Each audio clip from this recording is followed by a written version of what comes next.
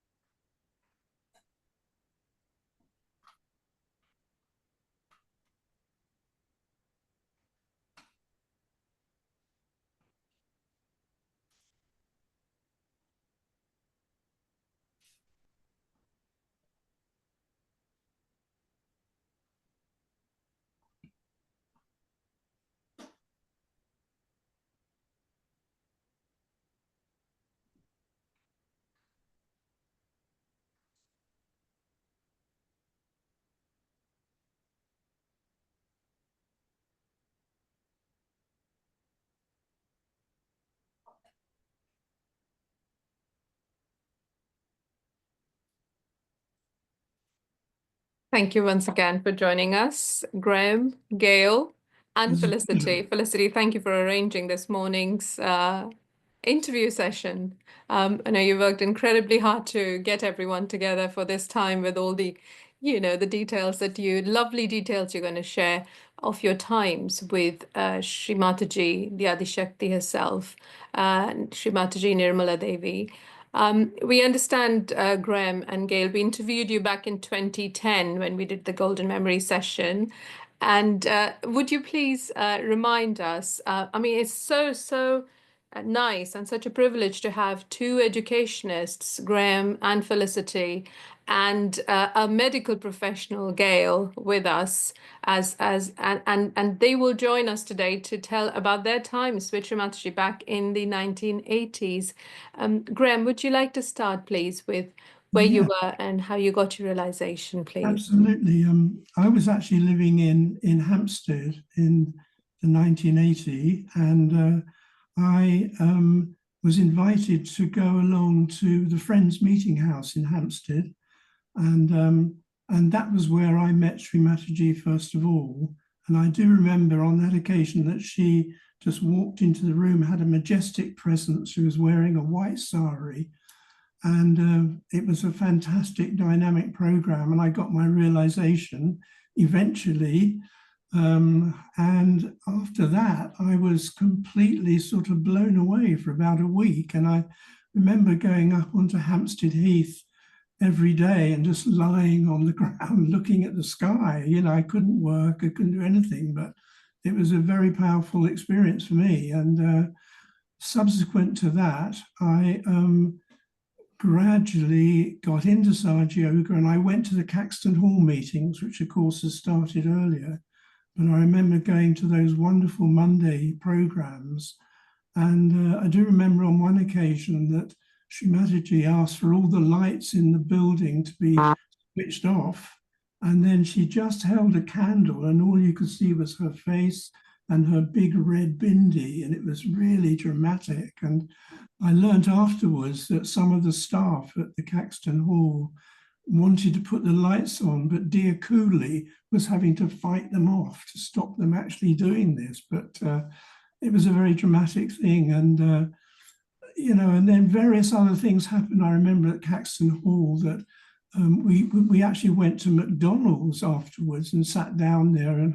And I think it was potentially because Shri Mataji wanted to decondition Linda, who'd been very, very vegetarian.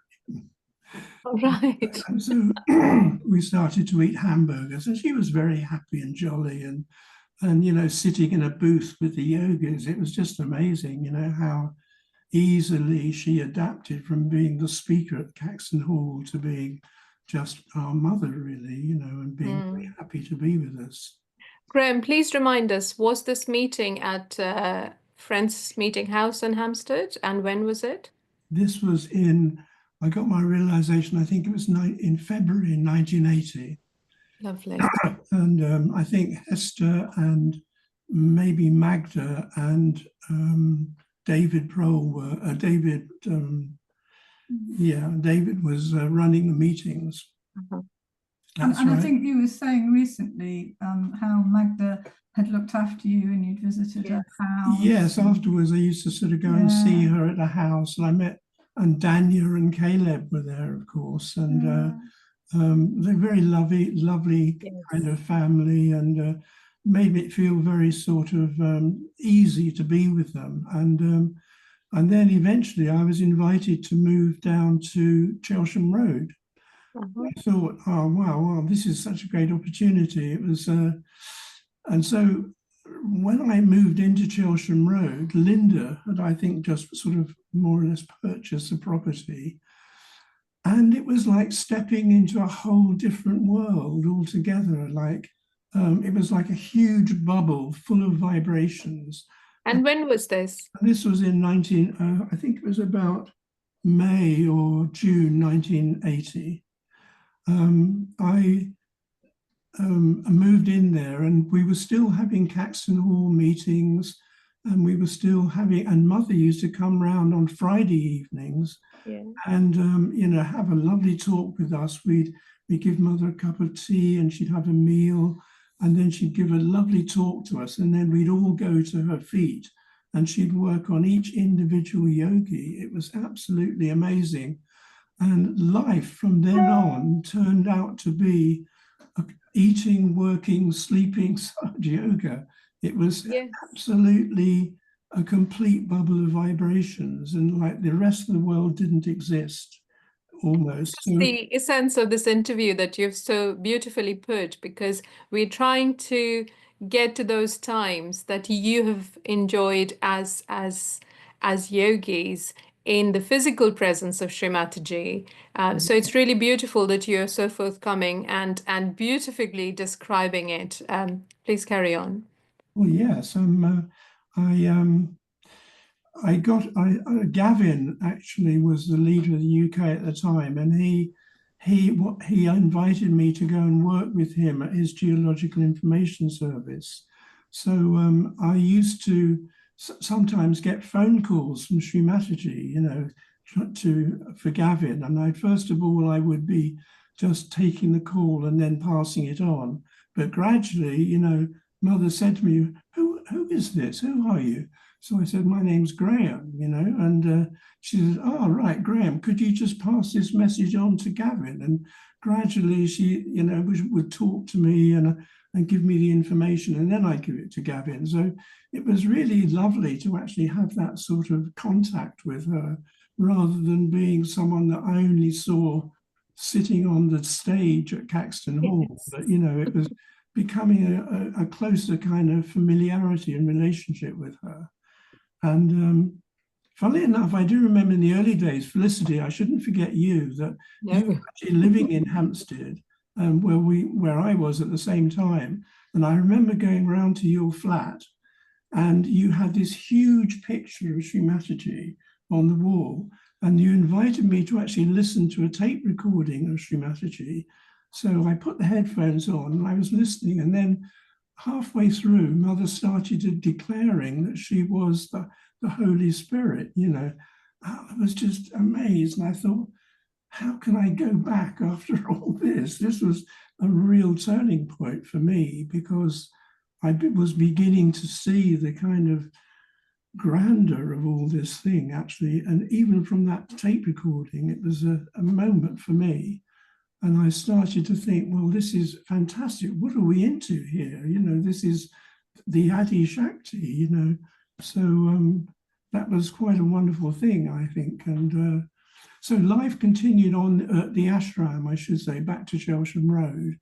And we would actually have Mother's attention totally on us all the time. And we'd get up at 4 o'clock in the morning, we'd do puja, we'd read 108 names or something like that and do the arti. And then we'd have breakfast. On a daily basis? On a daily, this is every day. and then we go off to work, come back home, someone, you know, and then someone would make a meal. We had rotas and things like that. And then we would work on ourselves in the evening. You know, I can remember sessions of using the onions, you know, the burnt onions on the agya, and people working with candles, and it was very, very intense, you know, but fantastic actually. And so we were all getting deeper and deeper into the Sahaja yoga. And of course, Mother coming on the Fridays was really like very much the icing on the cake, or the cake itself, I should say, probably. But on one occasion was very interesting, that just to show how natural Shri Mataji was, she decided we wanted to have an Ashram session. So we found all these sheets, and with Mother, we were sitting on the floor in the front room, all of us, covered by sheets with all of this Ashram smoke coming up and sort of filling us up. And it was so amazing and intense. And I believe someone had to open the window in the kitchen to let the smoke out. And some neighbors saw this smoke pouring out of the windows and called the fire brigade, you know, who turned up knocking on the door. And then we said, oh, no, it's quite all right. It's just a little bit of incense, no worries, no problems. So, you know, don't worry. So off they went again, you know. But it was just that lovely familiarity, you know, and surprise, you know, like doing things like that with Shri Mataji. So this was at Chelam Road, and when was it? And also, it is said that after an Ajwain treatment, you don't go outside bareheaded, like cover your head or something. That's right. We got the sort of instructions that you should wrap up and not go out, you know, and I think it was really working on our Vishuddhis, you know, and that sort of thing. So, you know, so that was just one example of how Mother was looking after us, you know, collectively. And she was really establishing Sahaja Yoga. It was so like she was the mothership and we were all these other little craft following along at the same time. Beautiful. And then gradually, you know, we moved on to the marriages that came along in 1981. Before that, I should say that part of our regime was to find somebody in the country who was running a public program. Right. Some of the yogis, including myself, would go off and they'd have a program on the Saturday evening, and then on the Sunday we'd have a puja with them, and then come back to Chelam Road and start all over again.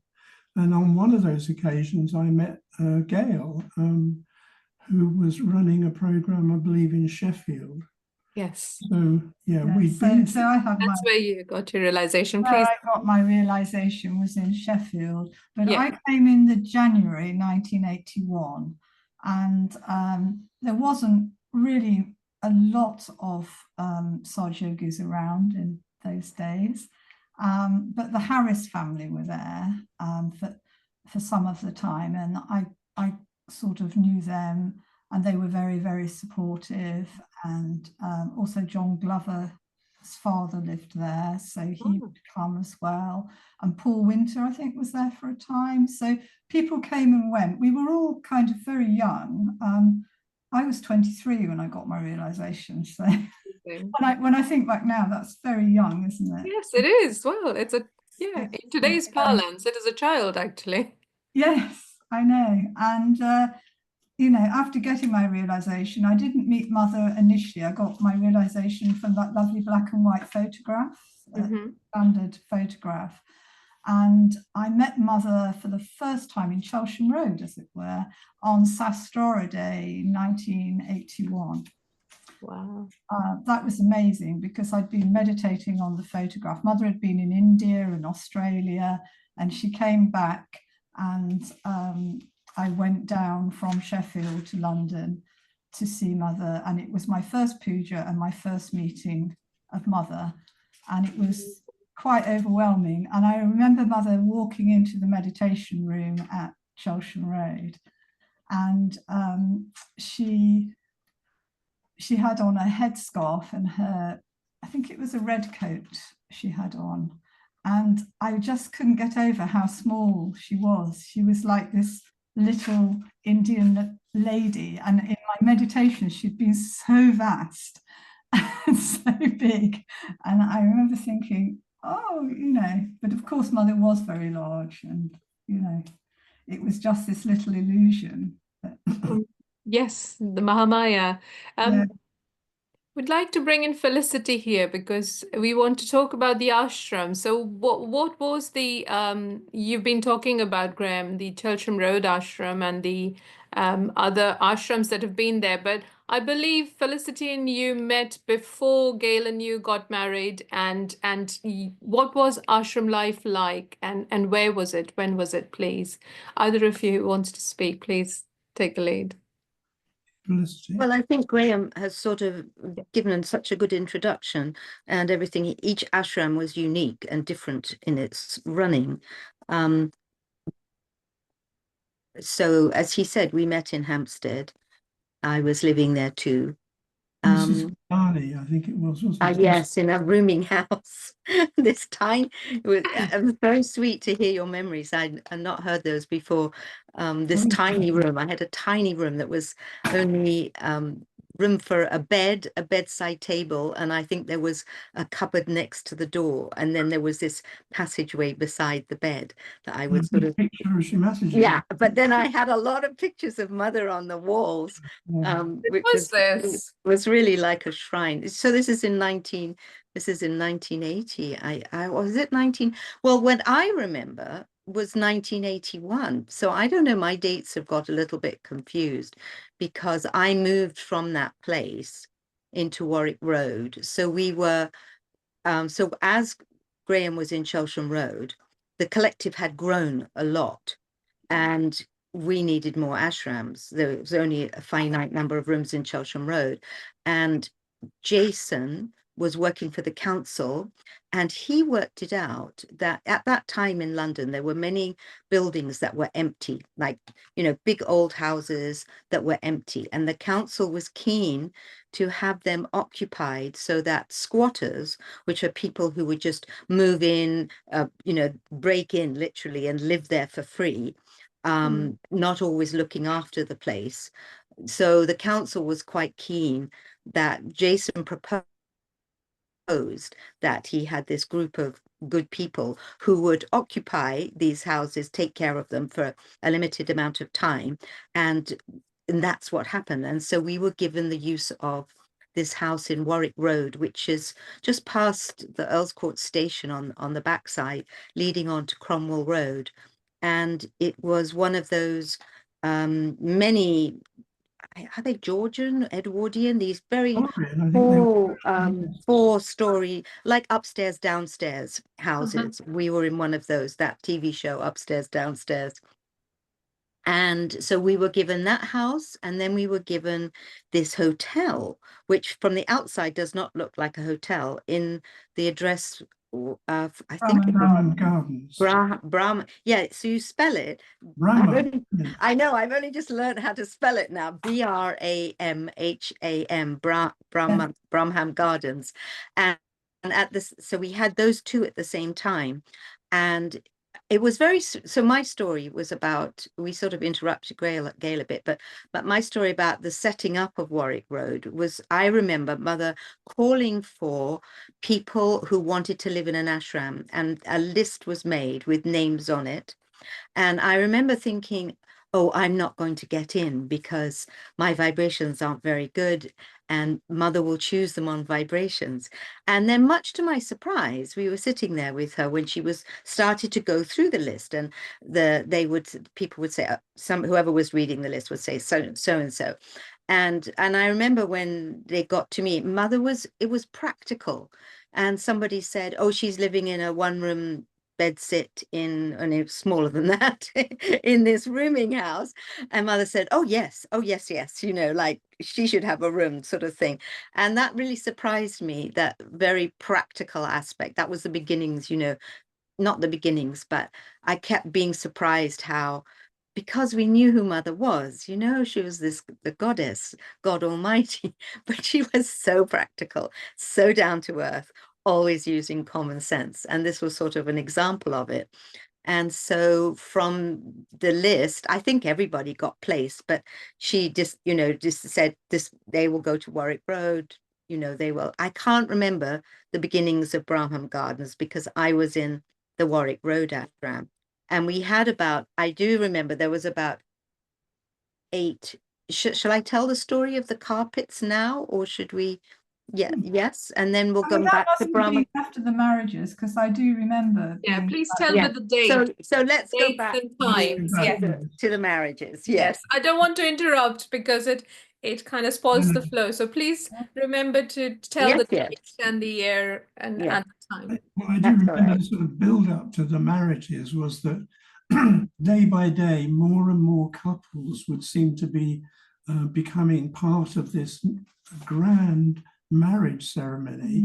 And I can remember after having gone to meet Gail, that we were traveling with Shri Mataji. I believe we were going down to a Bath seminar or a Bath program. And I know. Well, wasn't that the one that was at your house? Yes, I was just going to say. So did you come to the Open Your Heart Mill Farm seminar, Graham? Yes, I did. Yes, because after the puja on the Sunday, Shri Mataji came down on the Sunday morning for the puja. We had the puja, and then she sat there, and they started to matchmake. I remember sitting there, and she said, because she said, "What about Jason and Jill?" Or somebody said, Jason and Jill want to get matched, and so that was all going on. And I was looking at the dates. So that was the Sunday. The week later, the following Sunday, the marriages took place in Chelam Road. And so only a week before were, some matches may have already been arranged, but, these matches were going ahead. So which year is this? I mean, I must just say, August 81. A fascinating part of the whole proceedings was that I remember being on the train with Shri Mataji, and she asked Pamela, "Oh, who was the name of that girl who lived in Sheffield?" And Pamela said, "Oh, it's Gail." And then Mother turned around to me and she said, "Graham, you ought to marry Gail." Yes, I was never thought about getting married at all. Wow. So then she said, "You must phone her up. You must phone her up." And then so I said, "Yes, Mother. Yes, Mother." And then a few days later, Mother was saying, "Have you phoned her? Have you?" I said, "Oh, I'm sorry, no, I haven't." Phone her up, phone her up. And I think in the end, Mother sent Pamela to phone me because, as Felicity alluded to, there was a very short time frame for this. So I then got a phone call from Pam who said, "Oh, hello, it's Auntie Pam." And I said, "Hello." And she said, "I'm phoning you from Mother's house," which was, just amazing. And she said, "Do you know Graham?" And I did, because you'd come down with the programme in Sheffield. So I knew who you were. And she said, "Oh, well, Mother suggested a match for you with Graham, a marriage match." And then she said, so what should I tell Mother?" And, I didn't, it was interesting because in those days we knew who Mother was, and I didn't sort of think, if Mother says, then we must do, So I said, "Well, you must tell her yes." And I remember at that moment, I felt my Kundalini come up so strongly. I don't think I've ever had it come up that strong ever since. It was just amazing. And then she went, "Oh, well, thank you, I'll go and tell Mother." And then, of course, you did phone me after that. But I think Mother was thinking, because I had 3 days. I had 3 days to get to London for my marriage. That's right. And I remember calling her and inviting her down. We met at King's Cross. Yeah, we did at the station. And we had a cup of coffee. And I was saying, "Well, Mother thinks we should get married. What do you think?" Was it an awkward conversation, or did it just flow? No, she was so positive about it all. Yes. I mean, what is it like to say? I remember saying to Gavin, "Okay, we're going to get married." Gail and he said, "Great, that makes 16 couples for the Krishna Puja, just before the Krishna Puja." So, and that's how it rolled up into the wonderful day at Chelam Road, when all the marriages took place. Should we share the photos of the wedding? Yeah, why not? That'd be Emailed good. here. Yeah, I That'd be mean, good. it was a very small garden, I have to say, at the back of Chelam Road, Ashram, and it was amazing that all of this marriages Well, was it was able like a to happen. TARDIS. It was must a have been TARDIS, like you a know. TARDIS. You I've know. been back since, and I've looked at that garden and thought, how did that happen? You know? Yeah, because we were all sitting in the garden like all the other yogis, and there must have been at least 50 of us, you know. Yes, because Yes. people had come from And then I abroad. think you must have had the marriages in the house, or no, I remember you all suddenly coming out, like all the ladies Yeah, we coming had out all with the the garland, songs and it going was on like this outside. exodus, and somehow the garden just, I guess it must have expanded. It must It was have done. incredible how everybody felt fit. Several in that- times since, with great wonderment, thinking, how did all that happen? And we Yeah. had a sort of one haven at the bottom of the garden that all the 16 couples had to walk around. We didn't have individual havens like they do now. There was one large haven at the bottom of Or the garden. fire, let's say fire ceremony. And there was this very interesting pujari who was an Indian man who'd been invited, and he would be going through the ceremony of the marriage, and Shri Mataji continually interrupted, saying, no, no, no, no, no, it should be like this, it should be like that. And he said, oh, sorry, Shri Mataji, sorry. And it would go on like this. So it became very comical, actually. But, you know, in a nice way, of course. But I've never seen Mother so happy. She was roaring with laughter. It was an absolute wonder to see her, you know. I think remember that Gregor was there as that well. was the Haldi ceremony, which we had Yes, in the we had the garden. Haldi ceremony.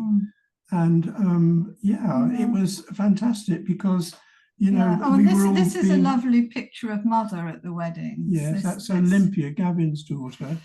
Yeah. And the cake on the right. Beautiful, beautiful wedding cake. Yeah, isn't look it? at that. Yes, yeah, yeah. So this is Mother in the garden.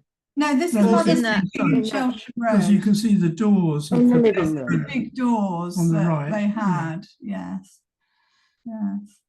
So the this French, is oh, I inside see. Chelam The So Road. this French is doors are outside in the open. garden, in the back No, garden. this is Church. inside. And Mother's sitting. inside the meditation room at Chelsea. Oh yes, She's okay. sitting there, Oh, this, just inside the doors. yeah. Yes, just inside the French doors. Yes. Okay. And there should be some more. there was a sort of pavilion outside, or, you know, a pendle, really. Yes, yes. So that's where all the marriages took place. But then afterwards, we had the Haldi ceremony, and poor Gregoire wearing a wonderful white suit, you know, of course, it ended up completely yellow, you know. And I remember him fighting with people to stop them putting Haldi on him, but unsuccessfully, bless him, you know. And I do remember Mother just was sitting in a chair in the garden during the Haldi ceremony, and she laughed a lot. Yeah, it was a very fantastic joyful moment. And all the couples ceremony. actually went to her feet, you know, and she blessed all the couples, you know, and it was amazing, wasn't it? And then I think the marriages must have been, I don't know if they were directly after the Haldi ceremony or the next day. I really can't. I think it was the same day. Do you? I remember having an evening where they put the henna on our hands. Yes. That I remember. That was definitely done. But And there then, seemed to be a puja after the marriages as well, wasn't there? yes, it's Inside so the room, hard to yes. remember because you're absolutely blown away with vibrations. I mean, it was just incredibly.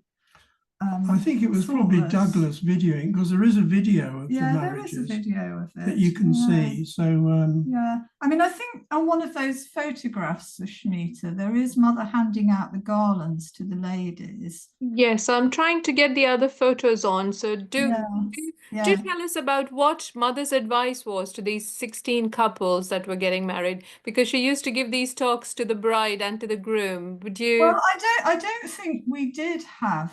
No, I'm seeing. that I'm time. looking. I'm looking No, on we didn't. Amrita. We did Gail? have a talk. Yeah. Gail, I'm looking at Amruta, and on the same day, it's got marriages, 9th of August, Yes. and then it has talk to Yogis, establishing your marriage on the same day, the 9th of August. I think it must Because have been after the marriages, in the Mother evening. spoke to everyone. Yes. We were sitting down outside at Chelsham Road, and Mother came and spoke to us all.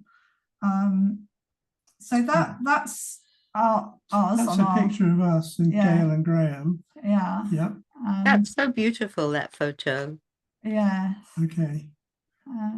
So sweet to see how young we all were. We all were. We all are. Gorgeous. We We were. are. Absolutely. I mean, The oldest people at that time in 1981, the oldest people was Gavin and Gail and his wife, who were in their 40s. Douglas was in his 40s. I don't know. Gregoire must have been in his, 30s, late 20s. And all the rest of us were just in our mid-20s. Oh, that's in the garden. So this is Billy and Rosie. Yes, it is. Yeah. And Jim and Hillary. That's the Yeah. lovely black and myself. white photo, isn't it? Just Yeah. Oh, And- there you are. Isn't that you behind, isn't Rosie? it? Yes, this is Yeah. it. Yeah, here. Yeah. Yes. And there's I mean, Hillary. we just have a few photos that people gave us because if we were in a photo, sometimes people gave it and to that's you. Jason on the Yeah. left. If you Yeah. mentioned him about Oh, the yes. housing To association. organize the ashrams. Yeah, the housing Yes. association things. Yeah. And that's Marsha next to him. Yeah. I think this was a boy called, is it Rodrigo? Yeah. That Yes, was he's still in Sahaja in London, Rodrigo. Yes. Yes. Oh, is he? That's really nice Yeah. to know. Yes, and then there's Hillary. You can see Hillary, Hillary, who had I a think that's really Linda at the back, Yes, Linda at the back. Yeah. wearing a sort of black. And this is after the ceremony, and this is when we all sat down and Mother gave the talk. Yes. So Mother gave a talk to everyone, Beautiful. all of the brides and grooms together in the garden, and everybody else was sitting there as well. You must have been there, Felicity. Yeah. Yeah. Great times had by all. And subsequent to all this, of course, all the married couples and Shri Mataji CP all moved to Braham Gardens. That's right. And Mother and CP had whole of the basement, and all the other couples were in rooms in that hotel. It's turning round. I'm sorry, it's on the side, and it's not doing. Maybe. Yeah. But you can see Shri Mataji with the garland that With she's the sorting garlands. out I mean, for you. how amazing she actually Isn't handed it? out the garlands to all the brides. I mean, that is just. I remember that. Beyond words. And I mean, I think it's worth saying that this was the first really large marriage ceremony in Sahaja. Oh, there's Mother again with Olympia. A beautiful photo, Shri Mataji, isn't it? The Yeah, child. Yeah. So Thanks joyful. for sharing all these photos, Gail. That's lovely. And Felicity, really, you catalyzed it all. Thank you all. So there we are, living in Braham Gardens, where, of course, we used to have morning meditations with Shri Mataji. Sorry, Graham, could you say that again? That Shri Mataji and CP moved into like the basement area of this hotel. I'm just trying to remember, because we went there directly from the marriage. A lot of the couples and some other people were then living in Braham Gardens.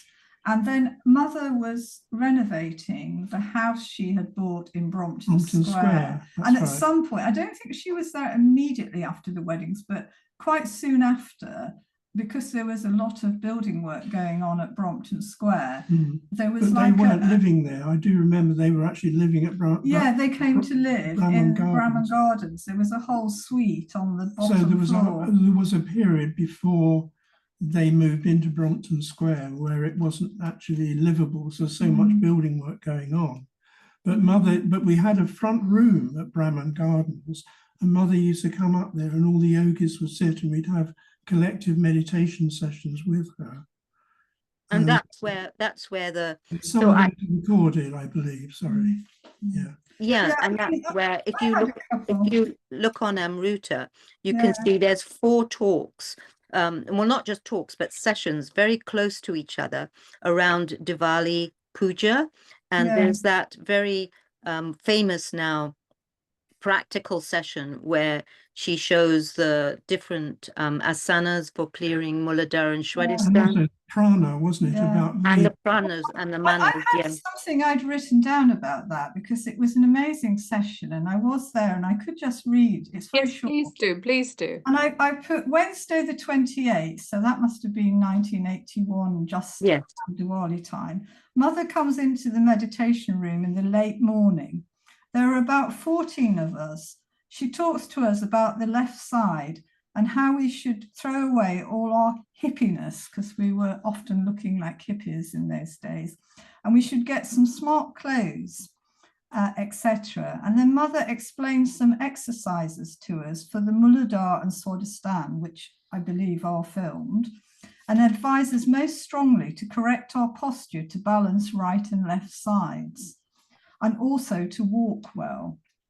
Then we all take candles and Mother most graciously works on our left side. Then we take a candle at the back of another person and work out the chakras, particularly back Agya and left Vishuddhi. And that was just something I wrote down about that session at the time. I wonder if, so I was looking on Amruta and I could see 4 different sessions from Braham Gardens, including that the practical one.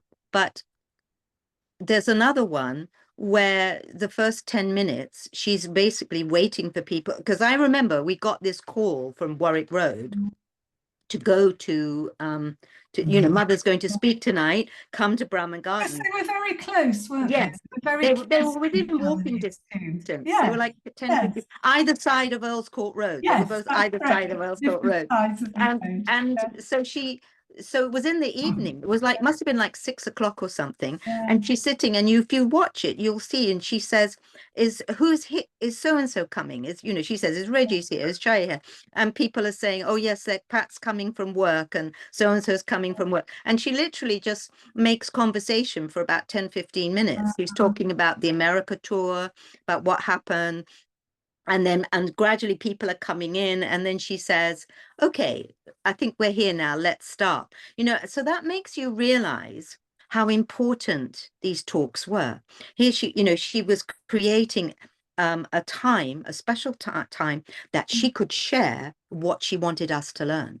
Of course, we didn't know very much at all. I mean, let's be honest, we'd come into Sahaja Yoga, and now we know so much about Sahaja Yoga through Mother's knowledge that she's given us. But in those very early days, we knew very little. Yes. And everything Mother was telling us was like a revelation. It was for me, it was a great revelation. And, you know, particularly you were talking about that one where Mother did the breathing. And of course, we didn't know about that now, but people now know about mana and prana. Could you remind us I'm on Amrita trying to find that particular talk.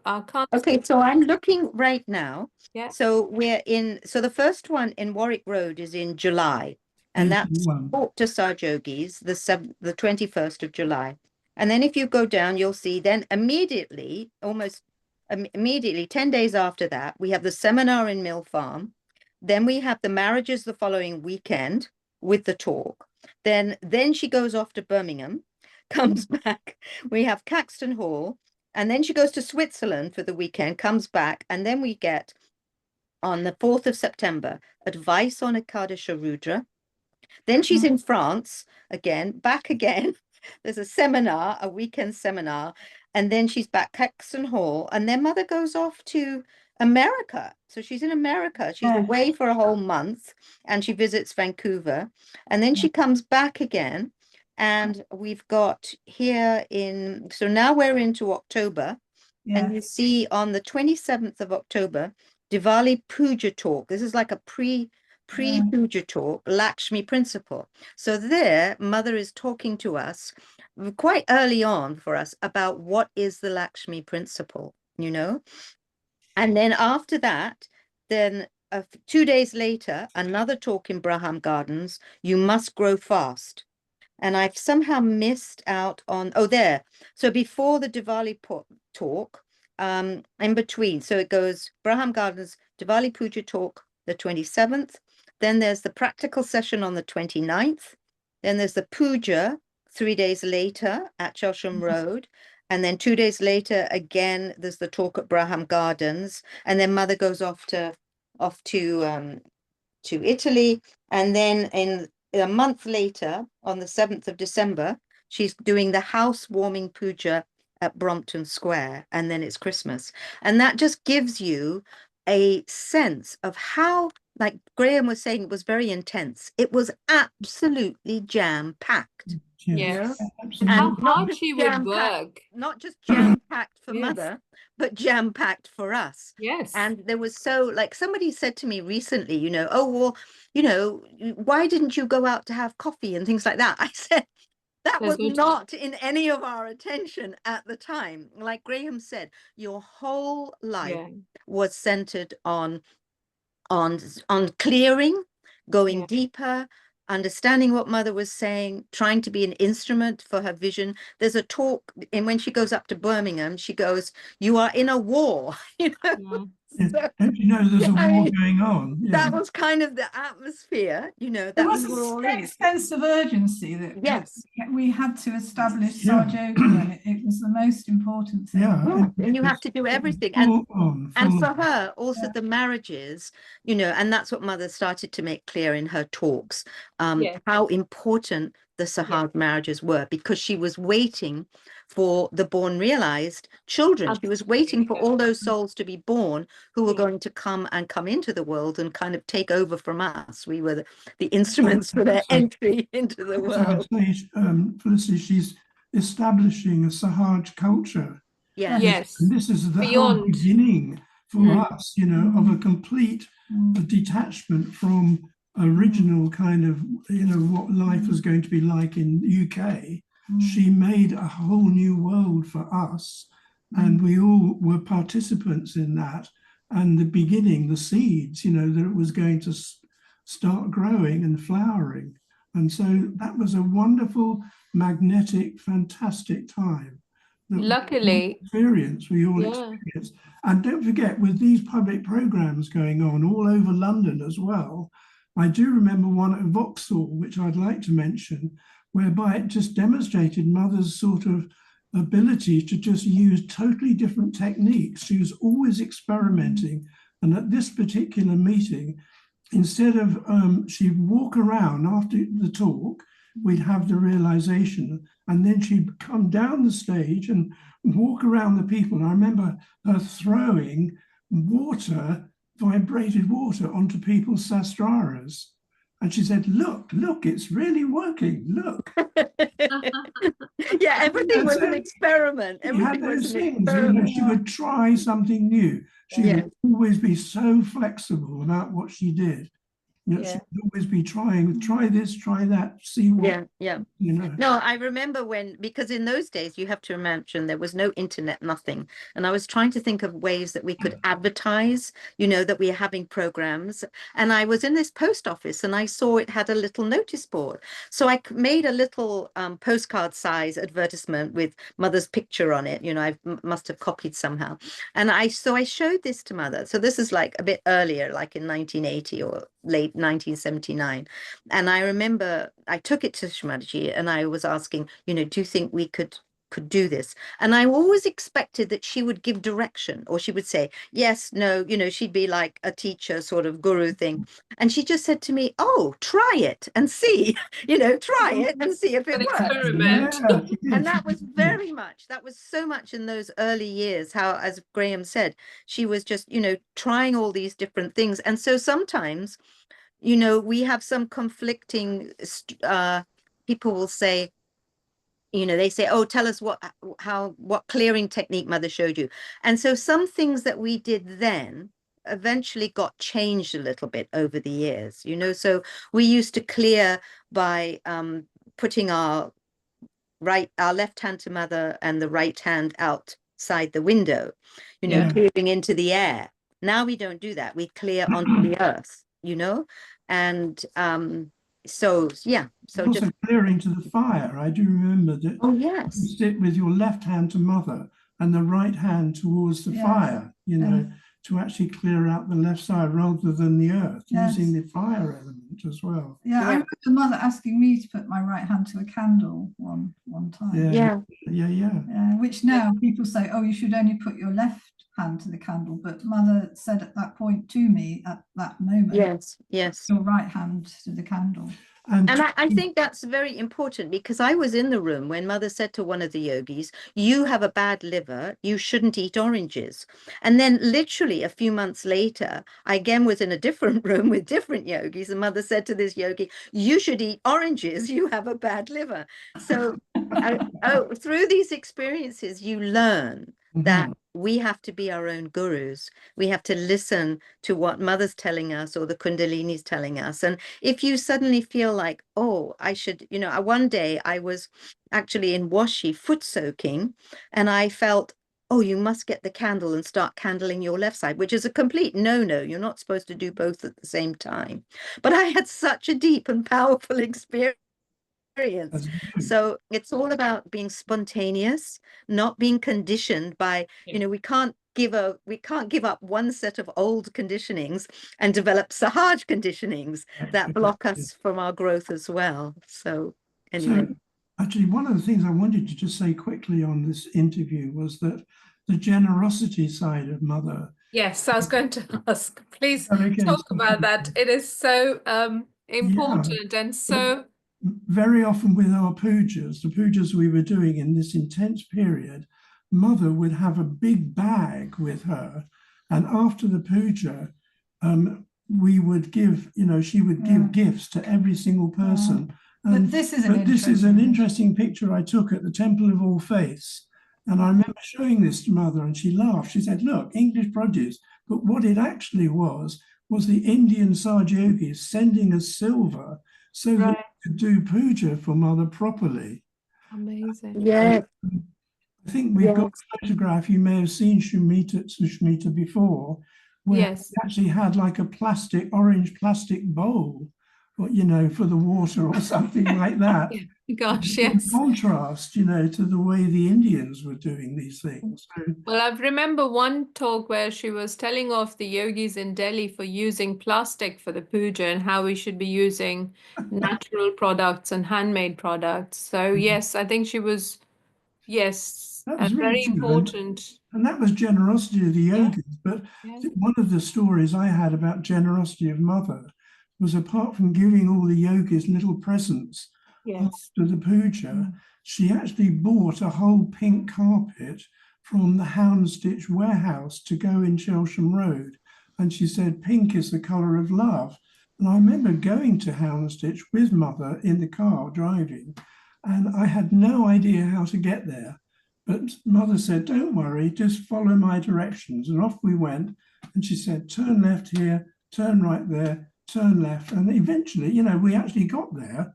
No problem at all. And I don't think mother had ever been to Hampstead before. She was just using divine vibrations. That's it's very simple traveling. You've only got to decide left or right. And that's all you have to do. You just have to decide left or right. Yeah, that's all you have to do. So she bought this Shri Mataji, we're so lucky she made it all so simple for us, isn't it? Left or right? And that's the carpet. I don't know if it's still there, whether they changed it, but it was eventually laid out. But they said you can have a whole year in which you want this laid. And being the yogis, I guess we were just so busy, we never got round to it. It was rolled up in meditation. It was rolled up and rolled up and rolled up. And eventually, I think we came to the last hour, literally before the contract ran out. And I remember these carpet fitters arriving at Chelam Road thinking, oh, this is a little house, it's not going to be any problem. And then they walked into the meditation room, this huge room with steps and things, and we had to run around all over the house, finding all the underlay from all the different rooms that people had taken this underlay and put it down. It just worked, there was enough. And so these people laid that beautiful carpet, so wonderful gift. Amazing. Any other outstanding miracles or experiences that you'd like to share, please? Well, we were going to talk about the Warwick Road carpets, weren't we, Phil? Yes, Yeah, yes, we please did. This was an example of Mother's generosity. So it Oh, looks this is the Temple of All Faith. Sorry, this is back at that's the Temple of- okay. I'm Oh. sorry, yeah, the pictures just come up. What puja is this? Do you know? I don't. Do you? I do know we actually had a Guru Puja at Temple of All Faith, and one of the beautiful. most amazing things Wow. happened there. Yeah. That Mother actually mixed the amulets with her own hands, and we had honey poured onto Mother's hands. We all Yes. washed Mother's hands, Mm. and it was a fantastic clearing experience, you know, and something I don't think I'd ever done before or since. Actually, when you look at the early photos, I was looking at 1980, some puja photos, and they actually are pouring the amulet on Mother's hand. Yes. There's photos of it going, you know, on There- Mother's hand.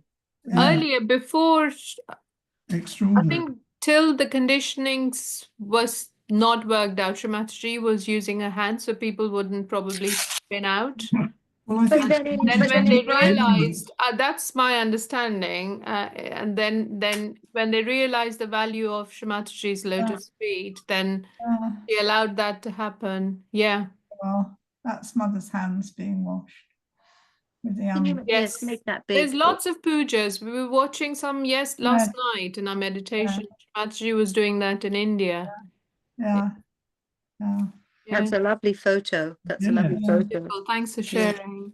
Shall we continue with Warwick Road? Yes. Yes. Carpets. So- all around, yes. So I have a feeling that was the first one set up, but we basically moved into this completely empty house.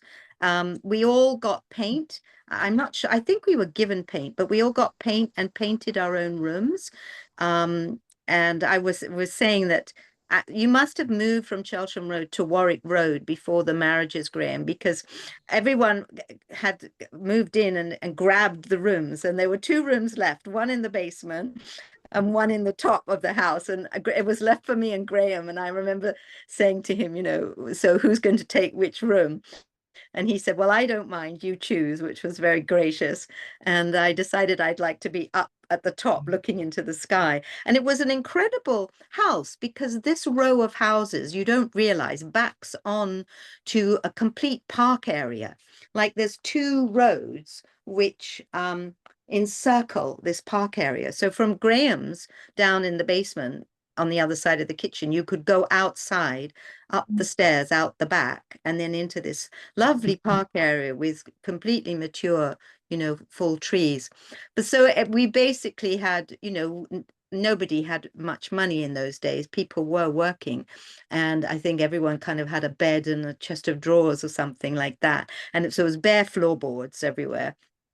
And suddenly, I remember being in the house, and we heard Shri Mataji had come, and we should all come down. The front room was our meditation room, and we came down and we sat in the front room, and Mother was sitting. Usually, she always sat in front of the window, so we were looking at her, and the light would come through behind. And there were these rolled up carpets that whoever was traveling with her had brought in the house. And she said, I'm sure this is the time where she talked, there's the talk there, but she said, I brought you some carpets. And they proceeded to roll out each carpet, and they were Persian carpets. So they were these beautiful colored, and they were all different colors. So it was red and green, you know, background colors. And then she just would roll one out and say, who would like this one? And I just remember feeling so overcome that Mother had brought these carpets for us, knowing that we were in very Spartan circumstances. And it took a while before I felt, you know, different people were claiming carpets. And then I remember they rolled out this green one. And I said, oh, I'd like, the green one would be lovely. Thank you, Mother. But it was just very touching. It was very touching.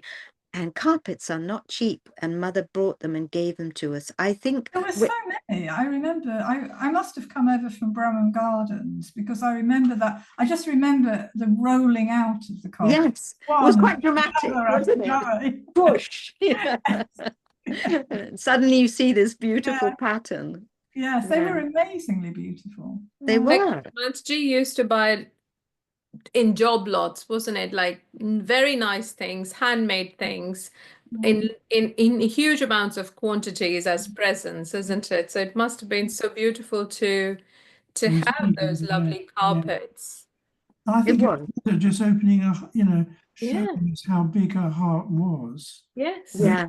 She really wanted everyone to have something, as a gift. And I think she does go back into some of the talks that you hear from her, saying how that's a good way of just making people feel loved, Yes. And She said the matter. Yes. The matter is there to express your love, That's love. right. And she did that. You were saying about the gifts after the puja, that extended into when Mother bought Cabela and the pujas moved to Cabela. So in the 80s, the early 80s, all the pujas would happen initially in England, and then initially they would go to different countries like Krishna Puja in America and Australia and different things. Yes.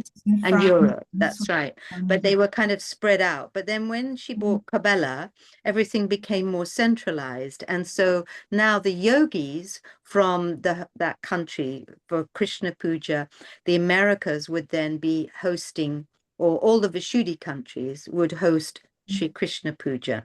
So then not all, but those who could would go from that country. And there was a lot to organize when you were hosting a puja. You would be hosting and we would, at that time, for many years, the hosting countries would design and paint backdrops for the puja. So like full stage from the top to the bottom, a backdrop. And we would be preparing this months in advance for the evening program, and then a separate different one for the puja. And then people would go to arrange the flowers, to cook in the kitchens, the transport. So there was a lot of work involved in hosting a puja.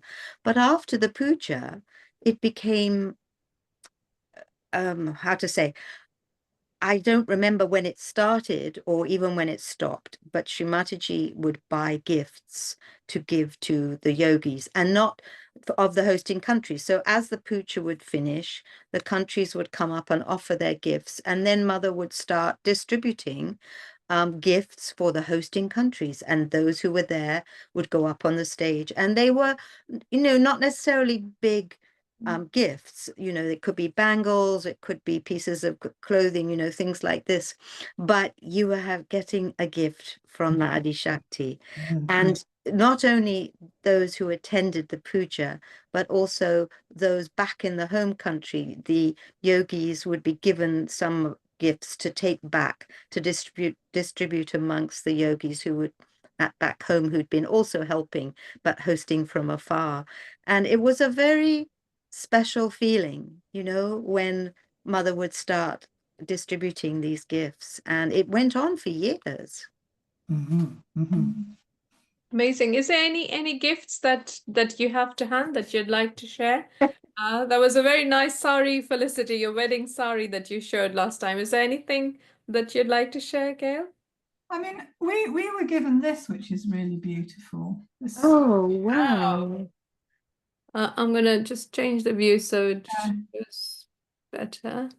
These came from India in crates, do you remember? And they were opened, and we were in a room when they were being opened.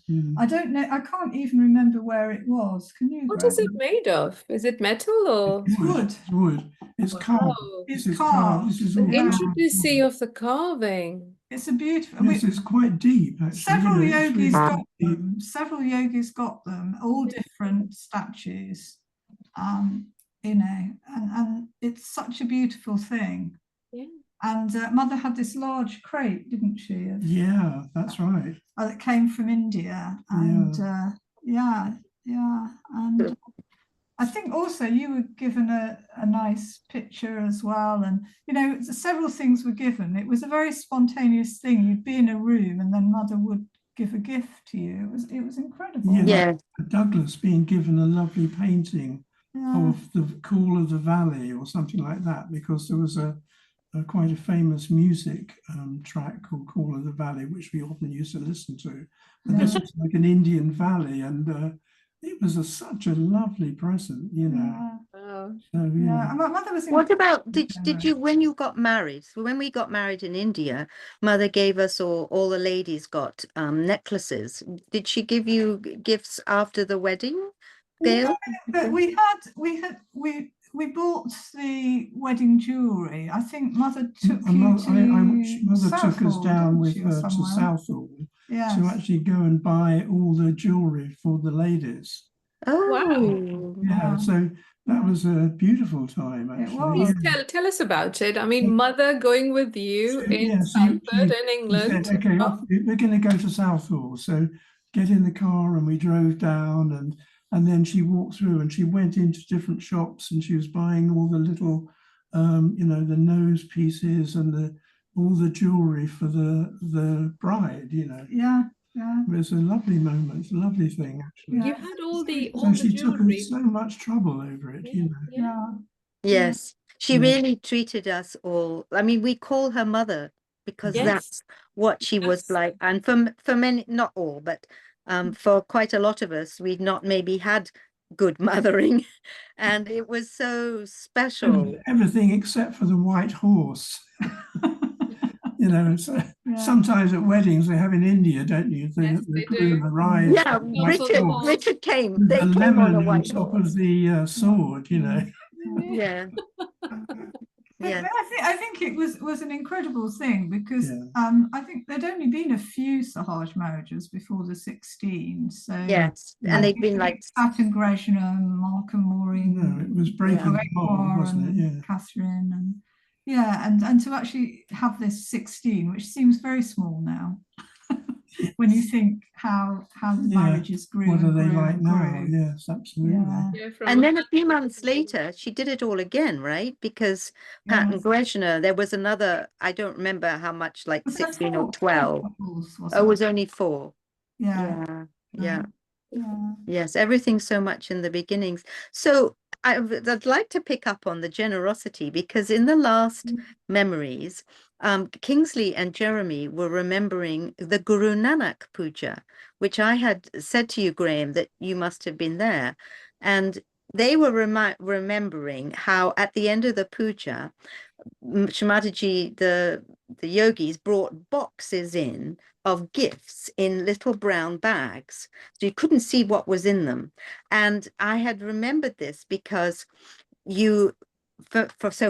what they were saying was that the men got ties, and as they brought out their tie, it matched the clothes, the color of the kurtas that they were wearing. So Jeremy said, "Oh, Kingsley, I remember you had a herringbone tie, and you were wearing this herringbone jacket or something, you know, like that." And from my side of the room where I was given a little, just one sec, I can grab it here. Oh, yeah. I know I've shared this before, but it was nice to hear them also remember this. So I don't know if you can see, because I'm not. Yeah, here we go. We can see. So this is a little oil lamp. You see, this is where the wick goes, and no, sorry, this is where the wick goes, and you pour the oil in here, and it actually has a carving on the front. I have used it, that's why it's a bit, you know, charcoaly. And I think you can see there's a wolf which is biting the left shoulder, the left shudi of the left shoulder of one of the figures. And as I opened this up, the person next to me went, "Oh, look, that's so perfect for you. They're killing the boots in your left Vishuddhi," because I had a very bad left Vishuddhi, you know. And then next to me on the other side, there was a yogini, and she'd been given perfume. And she said, "Oh," and you could see it really touched her heart. And she said, "Oh, I know what Mother's saying to me. She's saying to me, you're special, you're precious. You must think well of yourself." You know, it was like, you mustn't listen to what other people say or do. You have to value yourself. And I know there were others, and everybody had, and that's what Jeremy was saying. It was incredible, because literally mother put her hand into the box. They would say, she would say, oh, this is for so and so, or who hasn't got a present yet? Oh, and then she would just pick out this brown bag and it would be the right present. Anything is possible for the goddess. Felicity, what material is that lamp made of? It's Oh, it's clay. They don't make it like that anymore. No, it's clay. It's clay. Amazing. And it's got an inscription on the back, but I don't know what it means. This is like 80 or 44 years old. Yeah, So please keep it safe. it's been a little bit worn. Very special that I haven't Yeah. seen it like that for ever, I think. No, I know. Many It different makes you types think of lamps. Greece.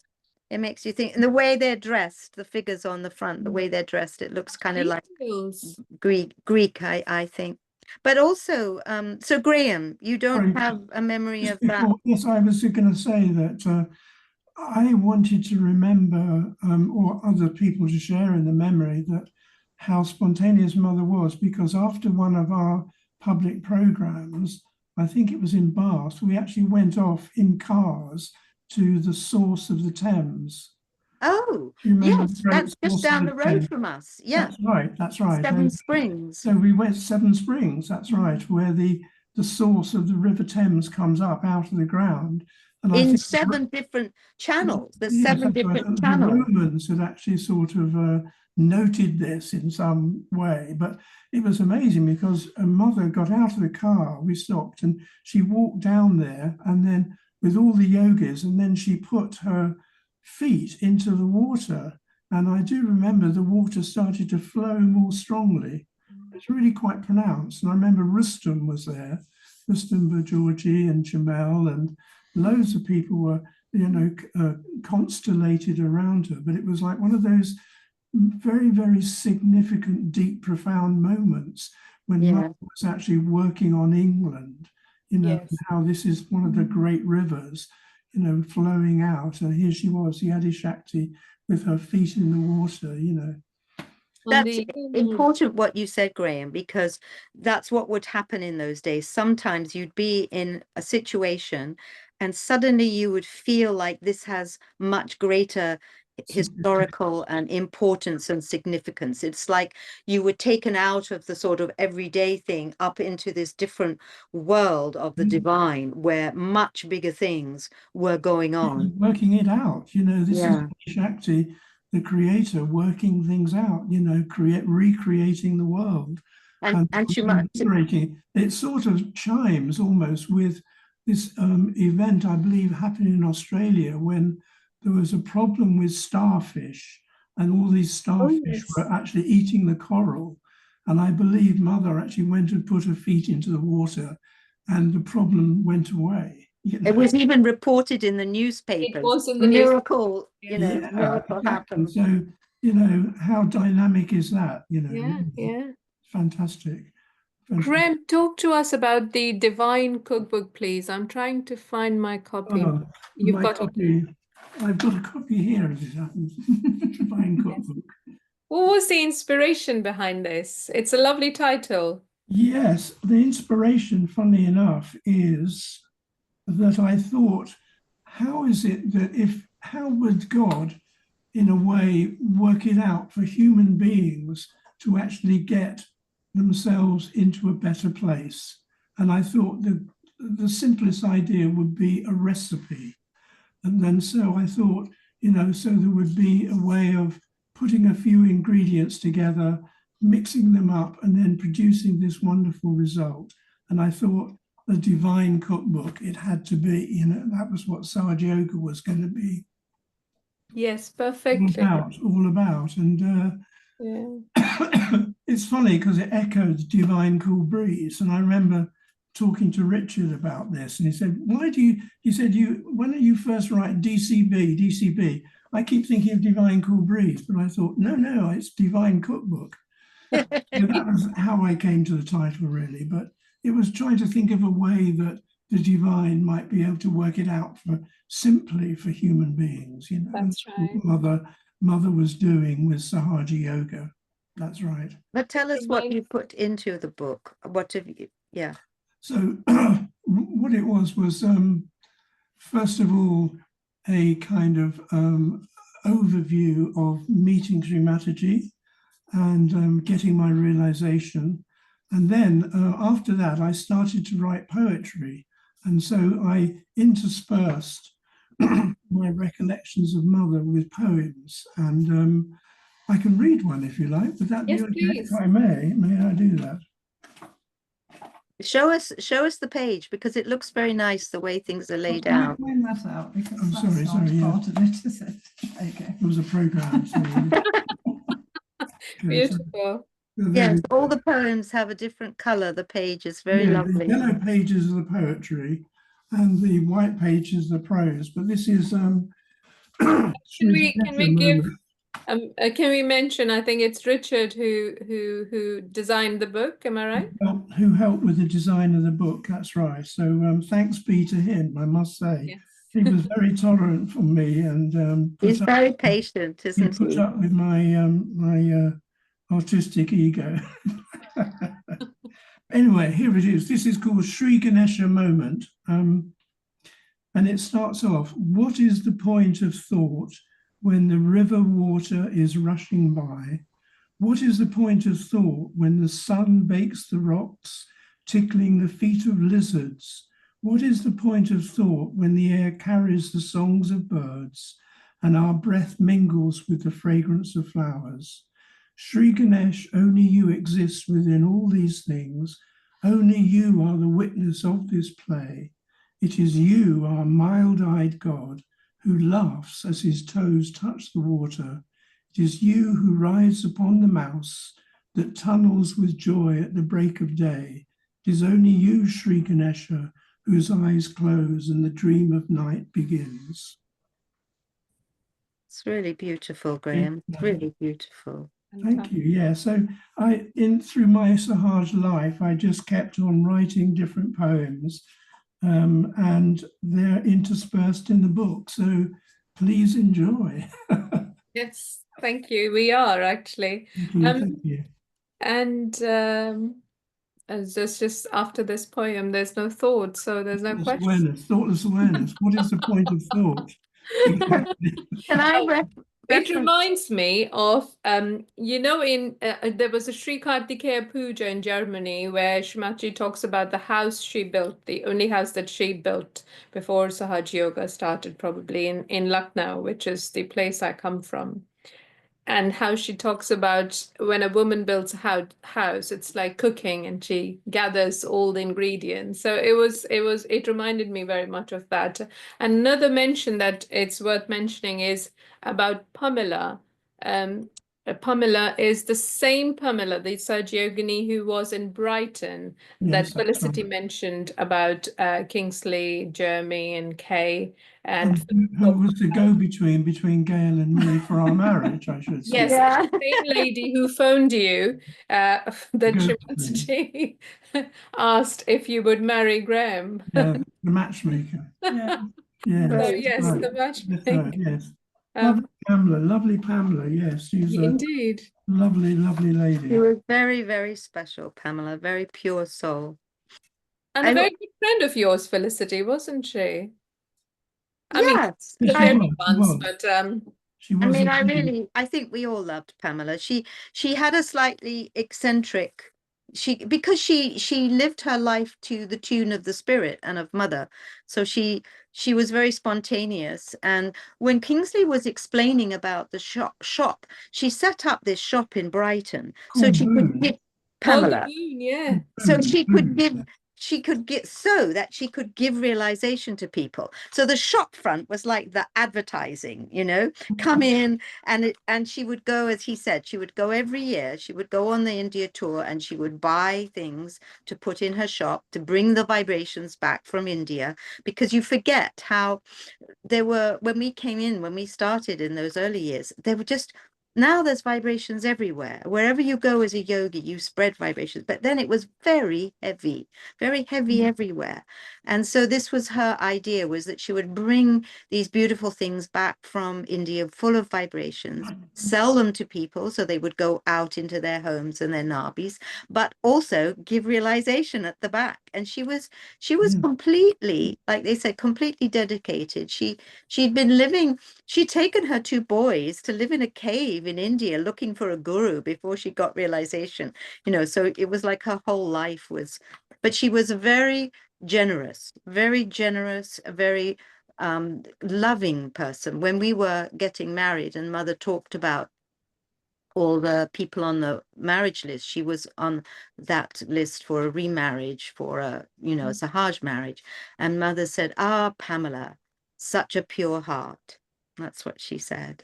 Beautiful. So, Of course, that's Mother visited her house in Yes, she Brighton. stayed there. Yeah, she many times, many many times. times in the house. She And was, it got flooded on one occasion, and I remember Mother saying, "How else am I able to cleanse this house?"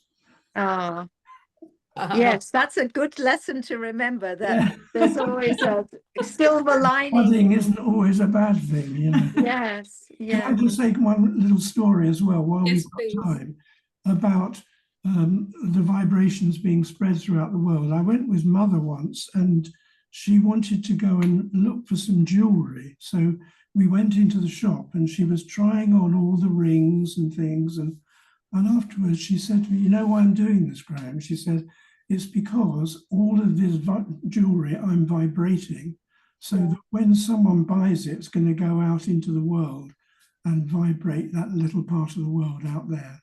So it's just so lovely, isn't it? Attention on all the little Attention details. to all things, yeah. I was just thinking to add to the ashram stories that we shared how those particular ones, this was a very interesting particular time where we had for like 6 months 3 ashrams plus Mother's house in a very close area, and it was such a collectivity of Yogis, you know, and there was a lot of flow between the ashrams and different events going on. And then at the end of, I was re-listening to the talk, and one of the talks from Braham Gardens, Mother is actually talking about the upcoming India tour. And it's very sweet to listen to, because she starts asking who is going. And then some people say, "Yes, I'm going." And then she goes, "What about you?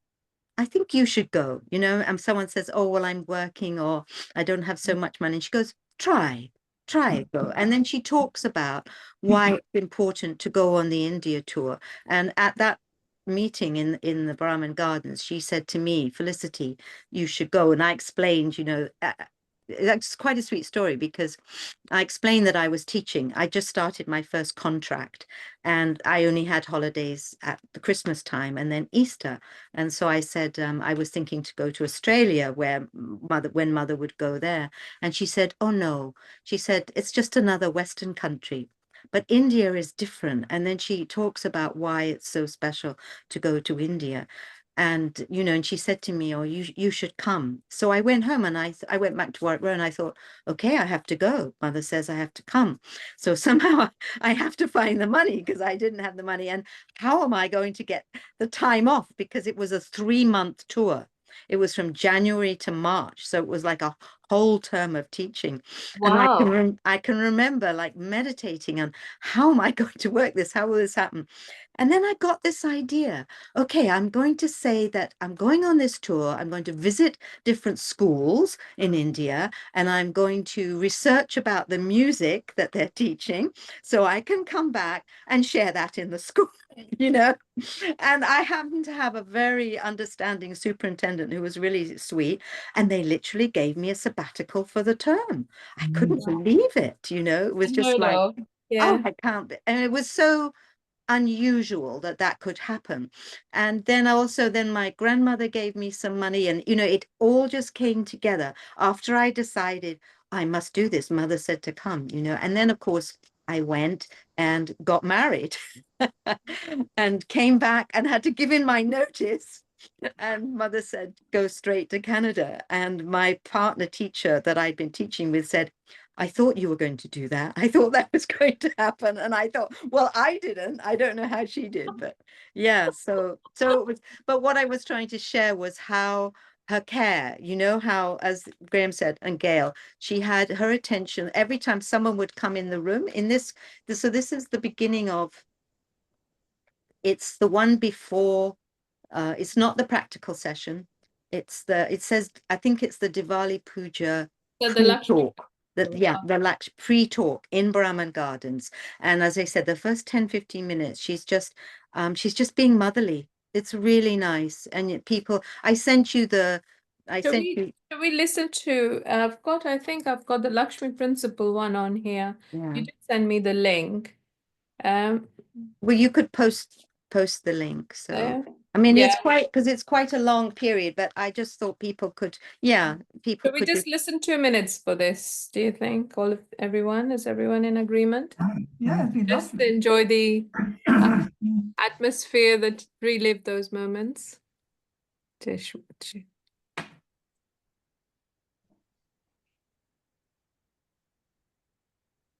So she's sitting in the main front room at Brahman Gardens and waiting for all the yogis to gather so she can give this talk that she's obviously waiting to talk to us about.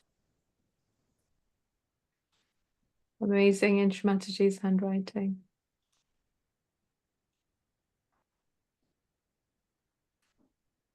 And the puja happens a few days later. This is Linda's son, Datta. You see the proximity. All the joy. All are catching there, all right?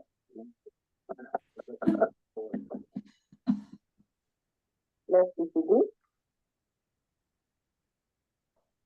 He's clearing our left Vishuddhis. What is it?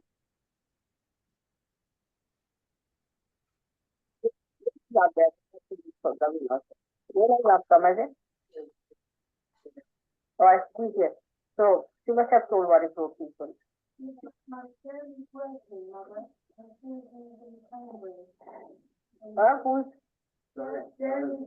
working where? All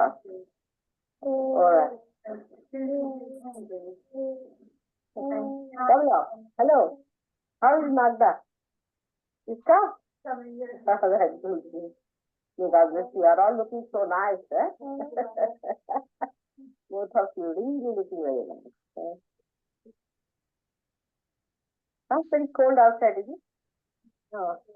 You have come, I think the temperature has come up. It was very cold, wasn't it? Actually, when you were coming by plane, only they announced it's 3 degrees. Then I think the temperature suddenly rose after that.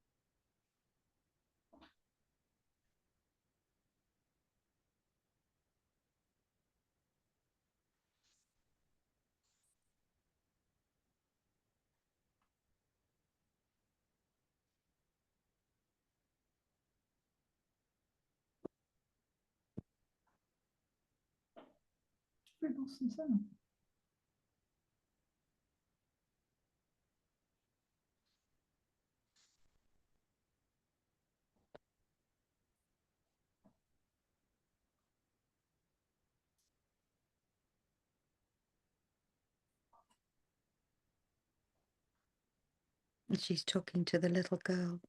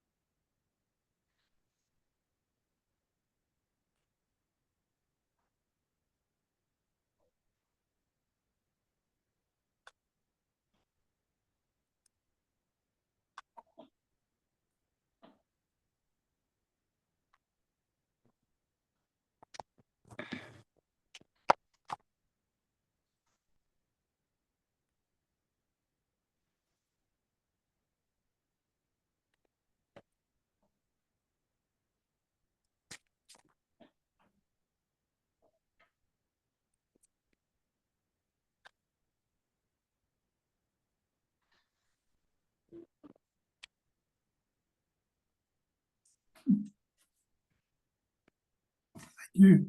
Thank you. That was lovely. That's really amazing. And you were there, Gail. Yeah. You'd obviously, you told us at Warwick Road. Yes, I remember that we were told earlier in the day, and we had to let everybody know and make sure that everyone could come. And, yeah. I wanted to know a bit more about what it was like to be in the house where Mother was living. You know, how much did you get to see her? And Graham mentioned about meditating in the morning. And well, I do. I know, should I say this? But I remember going down into the basement one day, and I can remember seeing just a big mound of clothing on the floor. And they had Gajendra was working with them, I think, as their helper, you know. And so I think they were living quite sort of spontaneously, if I may say that, you know. It wasn't necessary, it wasn't luxurious, I don't think, for them, but I think it was just this intermediate period before going to Brompton. I do remember being called once to help pack for the American tour, which Mother referred to just then. And we were in the house, and Mother sent a message upstairs with someone saying, "Is there any ladies around? I need someone to help me pack." And I think I was the only lady in at that moment. And so, you know, it was quite overawing going into Mother's room. And she had this wardrobe in her bedroom, which was a beautiful, like walnut, I think. It was a beautiful piece of furniture. And she had in it all her saris. And she said, "We must pack all the white saris, or saris with a red border, just very simple white with maybe just a border, and put them into these cases." And, you know, so I started to fold the saris and put them into the cases. And after some time, I started to get really, really dizzy. Mother was over the other side of the room doing something, and she suddenly looked over and said, "It's the vibrations, they're too much for you, sit down." And I had to sit down because I'd been folding Mother's saris, and I guess I was quite new to Sahaja Yoga. I should say that I only came in the January. I think by this time we were only in the September or the November or something. It was quite a fast, you know, fast track for me. Which house of Shri Mataji was that, Gail? Was that the Ashram Braham Gardens? That was in Braham Gardens. And it was that time when you read out the itinerary at the beginning, and you said Mother went to America between doing all these things. And yeah, so that's when I was packing the saris. And then after that, Mother said, "Oh, you must have lunch." And she sent for lunch, and I actually sat down with Mother and ate lunch. And I know it was quite overawing, but I do remember, because it was like 3 courses, you know, it was. And the first one was melon, and I remember thinking, "Oh, I don't really like melon, but you can't refuse, can you, when the Adi Shakti offers you food?" So I ate this melon, and now I love melons, but at that time I didn't. And then she said, "Oh, we'll have prawns, because they're quite light, and it's good to have something light in the middle of the day, isn't it?" You know, and you know, so I remember eating some prawns and things. And yeah, and it was just like that. Sometimes you would get a call, Mother would need something, and she would ask, "Is there anybody there who can come and do this?" I don't expect Mother really needed it, but no. I expect she did it for our benefit, completely and utterly, to help us, to help us evolve, and, you know, to really give us more vibrations and to help our ascent, really. I doubt Mother really needed the help. It must have been really special when you think on a divine level, because there she is in the house, and how many other yogis were living there? I know. There must have quite been a lot. Quite a lot. I mean, I don't know how it happened that day. It just happened, you know. So how many rooms were there in Braham Gardens then? I don't know. We were up on the top. I remember we were quite high up, and I remember Bernard was up there. Yeah. So was, I think, Bernard used to play his saxophone. I remember Bernard playing saxophone. and we were up in one of the and Rosie was there with Billy. and Billy and Rosie. I think there was like 14. I seem to remember that there was more in Braham Gardens than in Warwick Road. Well, of course, being a hotel, it did have Yeah. lots of rooms. Yes, it was perfect. Yeah, it did have absolutely lots of perfect. rooms, but Yeah. yeah. But I think, you know, Mother would sometimes come into the meditation room and do a session with us, but it was all quite spontaneous. There was no routine as such. It would just happen. You know, suddenly someone would say, Mother's going to be here or Mother's going to be there, and we'd all just rush wherever it was.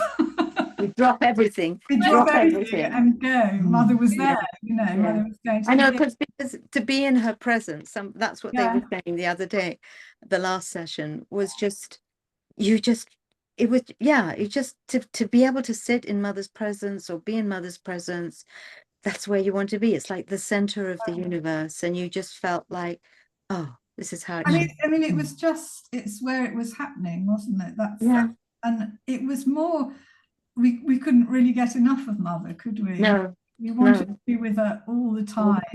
I know. And, you know. I know, and when you look at how she traveled, I was looking at the itinerary for I-81 and seeing how, you know, she went to Birmingham, she did this tour around the West, and you would try to join everything, you know, you would try to be part of everything. But by that time, a lot of us were working and it wasn't always possible, but you tried. I remember going to the airport and we'd have to, you know, try and rush off from wherever we were working or wherever we were and get to the airport because we knew Mother's flight was coming in.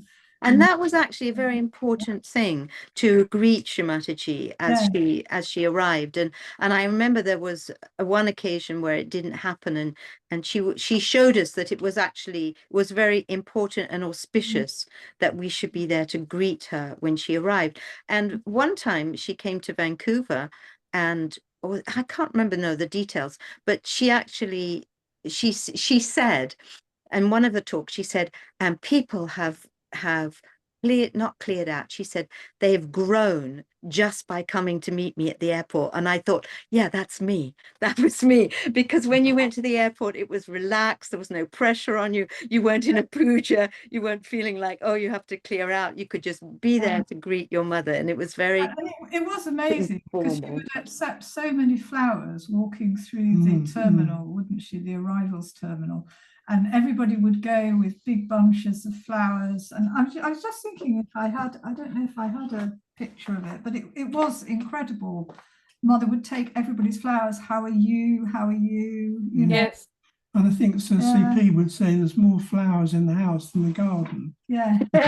When you got home, oh, that's so sweet. It's interesting what you're saying about the attention, because I do remember in Vancouver, we actually took Shri Mataji to a hotel that was a circular one that revolved around.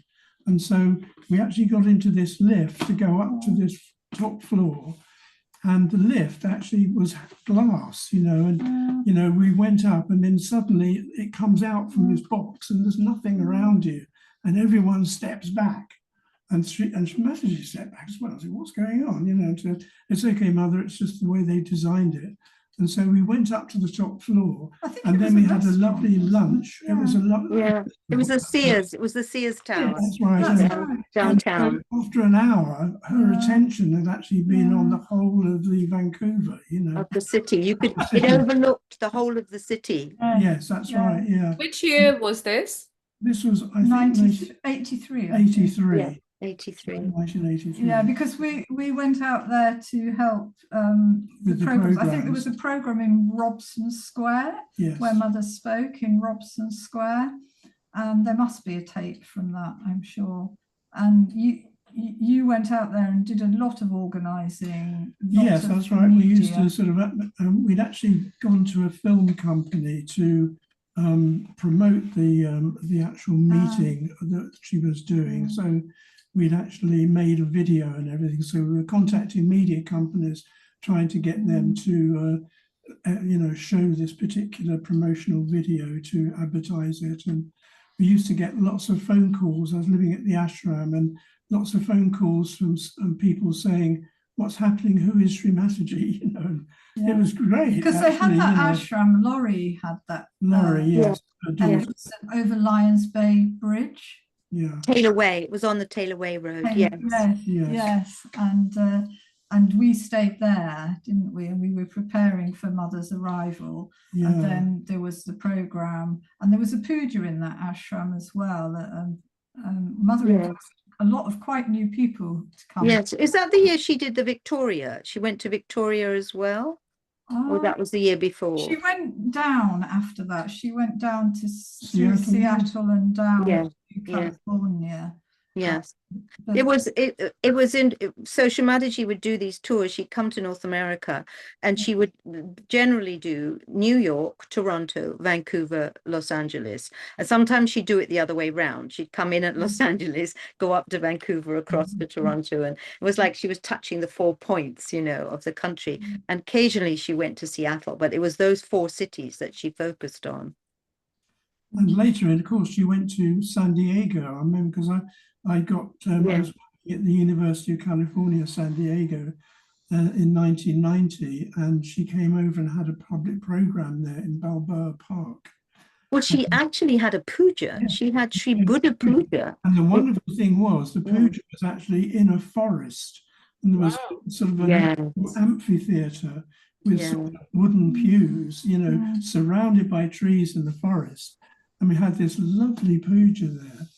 I know, it was very special because she came quite a lot of times, and we would, if it was Vancouver then Los Angeles, or either way, we would drive down from Vancouver down to Los Angeles, and we had a seminar also in Los Angeles, and because of the weather in California, we could just go into the nature and have a seminar with wood cabins and all kinds of things, and it was very nice. But she'd also had a puja in San Diego, Sri Buddha Puja in '88, on the sand, on the beach, on the sand, you know. So there's a whole, you know, set of stories. One of the interesting things about San Diego was that at Balboa Park, that the public program was actually, she didn't give realization on the first night. It was a very interesting thing, you know, that a lot of people came and she gave a talk, and then she said, but I'm going to ask you to come back tomorrow and I'll give you realization tomorrow. Oh. So it was a fascinating thing, really. I had to give the introductory talk actually at that program. And I do remember that Shri Mataji didn't arrive for quite a long time. And I was talking and talking and talking. And I remember at the end, you know, I was saying, oh, yes, and by the way, Shri Mataji, she's a really good cook. And everybody laughed, you know. I was sort of running out of things to say, you know. And then Shri Mataji arrived and she walked onto the stage, and then she said to me, Graham, you know, I bowed down. She said, Graham, what have you told them? And I said, everything. Everything. Because I think she wanted a sort of intro into kind of what she was going to say, you know, but I'd actually become so exhausted by the talk, you know, I couldn't think of what else to say, you know. But it was a lovely program, and the second night, loads of people came and got their realization, you know. So yeah, you needed the first to just clear and like clearing things out. You know, so again, Shri Mataji is really on point about, you know, when to do things. Yes, you know, yeah. So it was all no, and you really learned that in those early years traveling with her, because she would do things that were vibrationally the right thing to do.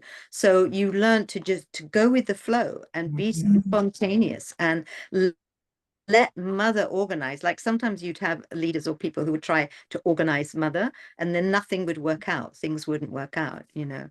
But it's a good lesson for now, you know. I think that's something that we all really learned, that Sahaja Yoga is grassroots, it's an evolutionary growth, and it's so important not to try to set down rituals. Oh, we have to do things this way, this way, this way, because that's not how it is. And we so learned that in the early years as things were growing, that you would change, or you try this or you try that, and that applies today as much as it did then. You know, this is an ongoing, growing, evolutionary. You've got to be sensitive to the vibration. Yes. Telling you when is the right time to do things. Yeah, So even in we pujas. always reflect upon that, I think. Yeah, even in pujas, today, like sometimes you need a longer puja because the vibrations are stuck, they haven't cleared. Or after the puja, you need to sit there longer and meditate longer, just, because the whole point of the puja is to be cleared and to be in Sasrara. So you can actually, that was the beauty of Mother's pujas, was that you would, I remember these seminar weekends, you'd arrive on the Friday, everyone feeling little bit frazzled from work or whatever, and you'd sleep.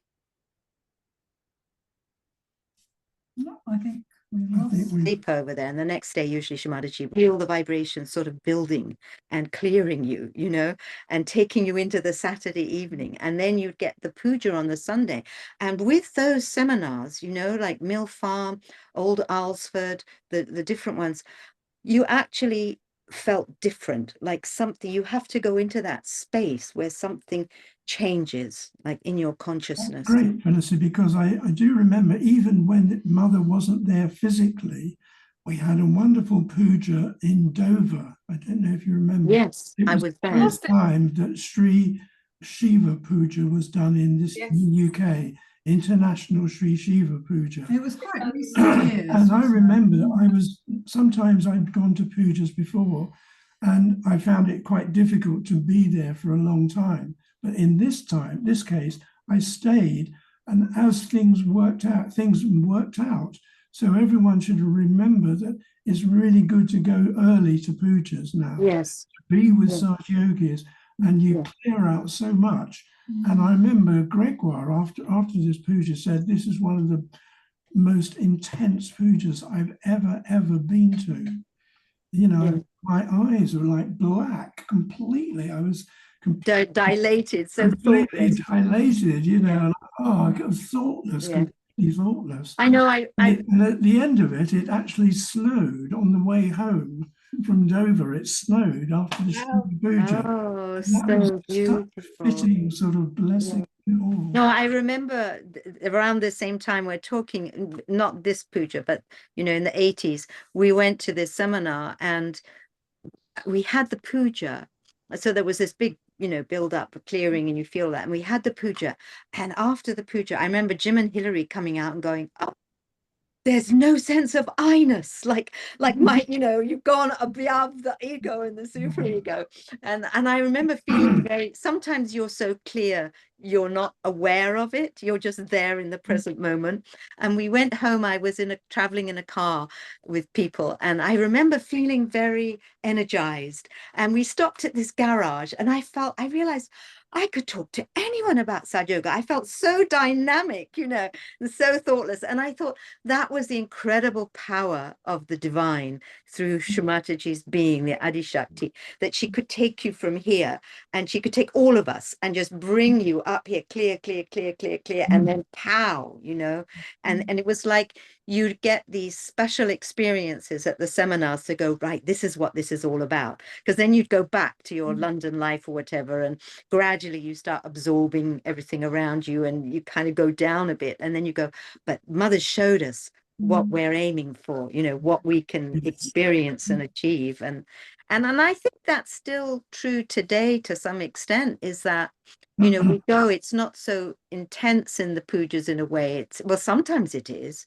And, it depends what Mother's working out in the world. The puja isn't just for us. The puja is, and it's international now. It's international across the world. A divine event. Yes, a divine event that's happening all over the world. And I think each puja, in those early days, you really had that sense that each puja had a purpose, that Mother was working something out on the divine level at that particular puja. I remember as pujas were coming up, I would start to get ideas or would come up in my consciousness, like, oh, maybe it's like this or that, because we were all learning. And then you'd go to the puja and Mother would talk about exactly what you'd been experiencing during the week. And it's like she was preparing you, you know, preparing all of us for the puja so that we could. But I mean, in the 80s, we didn't know how to do puja, did we, really? No, And I know. Mother taught us so many things Yes. herself. And I mean, I remember Talk about it, please, Gail, because I was just thinking about the music, the lovely music we now get at pujas. But I remember we didn't know any bhajans at the beginning. And I remember Mother teaching us how to sing Ami Biga Dalo. yes. I remember Mother sitting with us and getting us to sing that song. And, you know, all of this wonderful musicians we have now and so many songs. And even I was thinking, you know, the songbook, we didn't have a songbook. And I mean, I've still got handwritten songs that we'd written out on a bit of paper so we could sing them.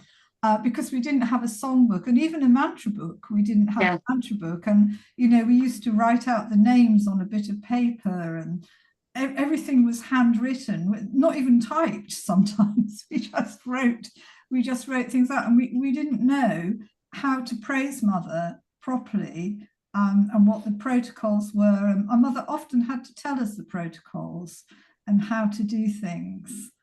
Because we came from outstanding protocols that you can sort of remember and share with us, please, because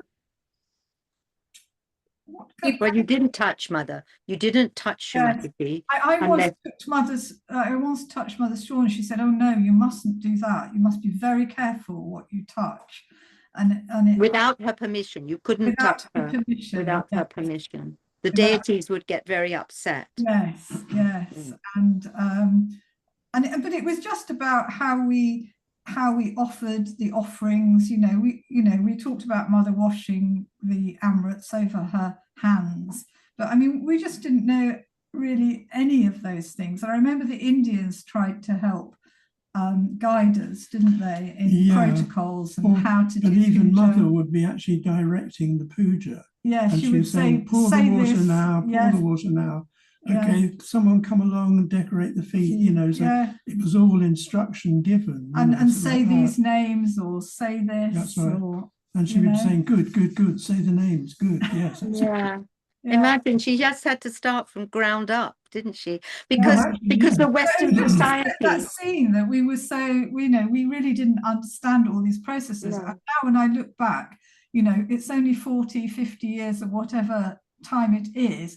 And we have this amazing culture, and everybody knows how to do and what's going to happen. But in those first few years that I was new, because there was no precedence in the West. You know, people don't understand there was such a divide at that time between the West and the East, and the East was looked down on. You know, spirituality was looked down on, the music, everything. The West really revered science, rationality, and over the years, the gap, the divide between the two has come, you know, and now crossed over.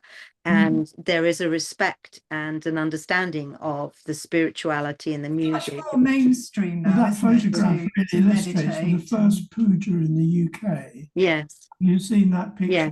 Mother's got the flowers coming out from her feet. Yes. A whole bunch of flowers. I think we've got one. The Guru Puja, that Guru Puja, yes. And it wasn't that we didn't want to do it, we just didn't know how. And you can't, you know, impart everything all at once. So little by little. There you are. That's it. Yes. The very first puja. That's right. And there were no silver, no nothing. No. It's in Gavin Flat on the first floor, North Gower Street. Wow. Shri Mataji. And Mother holding the flowers with her feet. With her feet, yes. Isn't that incredible? No garland. No garland. No garland. No. No kumkum. No. Yeah. Wow. Yeah. So it's just, you know, to give that flavour that, I mean, by 1981, I think, you know, there had been quite a few pujas, but still, as a Sahaja in those, we were learning in those times. I mean, we didn't have all the knowledge. And well, Shri Mataji was training us, wasn't it? she was training. And also, I think some Indian people had come over as well. Chaya. She brought Chaya was always so right on, actually. I salute her over and over. Because she brought Chaya to teach us. She looked after us so well in Chelsham Road. You know, she was saying, look, this is your mother, you know, you must behave towards her like she's your mother, and you know, love her, and all these things, you know. It was and to bring that devotional side out, wasn't it? I mean, that was the wonderful thing, to realize how to have that devotion, that bhakti to Mother. We of course we loved Mother, but we didn't know how to express it. That's it. And I remember when we had that first Hanuman Puja in Margate, and up until then, we'd always kind of, we knew the stories of Sri Hanuman, you know, but we knew Sri Hanuman was the deity of the right side. He was the action, he got things done, you know. And then a few weeks before we had the puja, we were doing the I Ching in one of the, I don't think Kingsley said it like that. I say it not right. But anyway, we decided that just for fun, we would look in the book and see what the prediction would be about the puja that was coming up. And we got all these hexagrams about devotion. And I thought, oh, but it's a Sri Hanuman Puja, you know? And then Mother gives this beautiful talk. You are all archangel, you are all angels. And the whole talk about Sri Hanuman was about how devoted he was. And I felt that was such a pivotal change for us to understand the importance of devotion, that here is a right side of, you know, a deity on the right side, but who gets things done through devotion, you know. And I felt like, oh wow, that was, you know, such a turning point in our understanding, because, you know, Mother came into the West, and she came in England, this heavily Christian, rational, you know, society, and there was just so much to work through, to dig down. We go that way. Work through. You say about protocol, because I think in very early days people didn't really quite, and because of the Mahamaya, they didn't really understand that this was Sri Adi Shakti, you know. And I remember her saying, you know, Graham, she said, it's very interesting. In India, people will lie down on the ground and want me to walk over them. It's quite surprising. This was a way of saying, but hey, watch out, you know, this is, I am not an ordinary person, you know. So but she would say, remember she said the English were very hard nuts to crack, but once you've got them, they were there, they stuck on it. And that's exactly what it was, you know, all these yogis who just went, this is it. And you know, there's such a lot of changes. I think we were very lucky to be there at that time, and to have so many people who were such ardent seekers, such deep seekers. And it was like, because Mother was there, suddenly we all came together. And it's just amazing to have these wonderful people around you, who brothers and sisters, who really wanted to progress and wanted to know everything. I don't meet seekers like that nowadays. No, I don't know curiosity was just wonderful. But you know, the way you wanted to learn everything. And we'd go off and enlist in Sanskrit classes and things like that, you know, and wanted to know everything about the deities, wanted to know everything about this and that.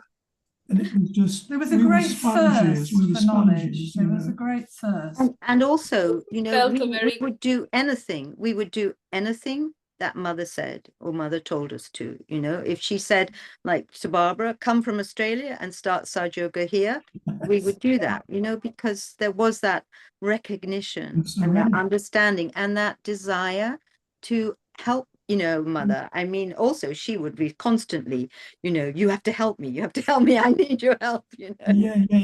I mean, as you say, with all the building projects, you know, Brompton Square, Shudi camps, you know, it was Mother working on us while we worked on the house. Yes. So she found a way of actually connecting with us on a sort of subtle level. And creating a sense of collectivity, because when you work together, like, for example, hosting the pujas or working on Mother's house, it's a tremendous way to build connections and this sense of collectivity that we're... That's devotion too, isn't it? You know, Yes. is there, you know, because we always everyone wanted to be there and do it, you know, and Please, Mother. fantastic. Mother would walk around the house saying, right, do this, do that.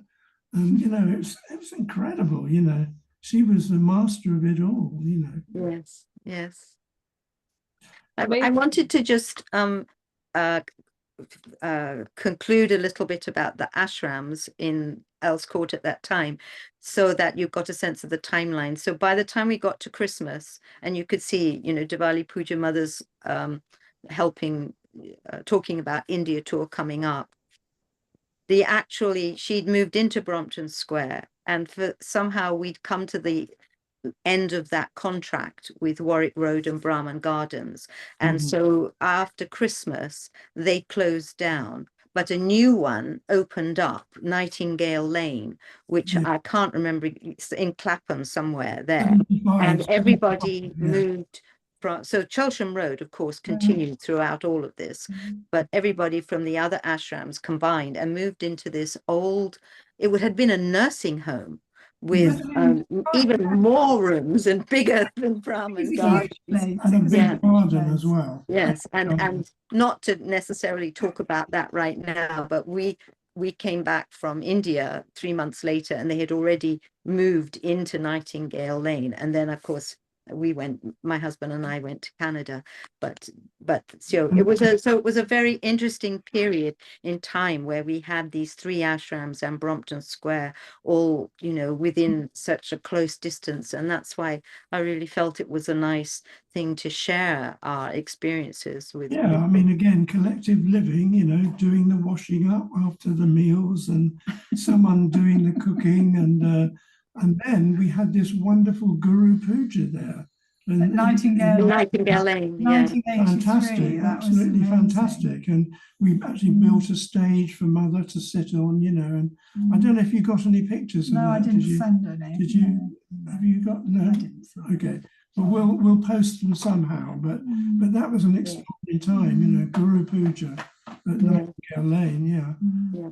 I mean, there's nothing like living in an ashram, for you're on the front line, so you're very challenged personally. You have to, like Jeremy was saying, I wanted to pick up on that. Jeremy was saying that, you know, when you come into Sahaja Yoga, you know, I was the same, very naive, idealistic. Oh, all that's behind me now. Life is going to be beautiful and everything. But actually, that's not how your spiritual growth works. And you do get put back into situations that you'd struggled with, you know, prior to self-realization, that had been challenging for you, for Mother to show you that you are now different and you can cope with that situation now in a different way. And you kind of go, oh, okay, it's, you know, because you get this dread or this fear comes up. Oh, I've been through that, you know, I don't want to go through that again.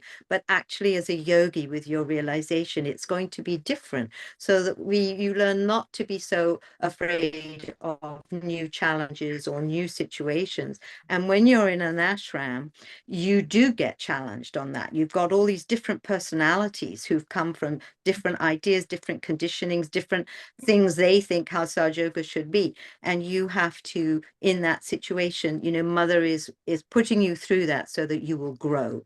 I think you have your fastest, deepest growth when you're in ashrams or school, you know, Sahaj schools.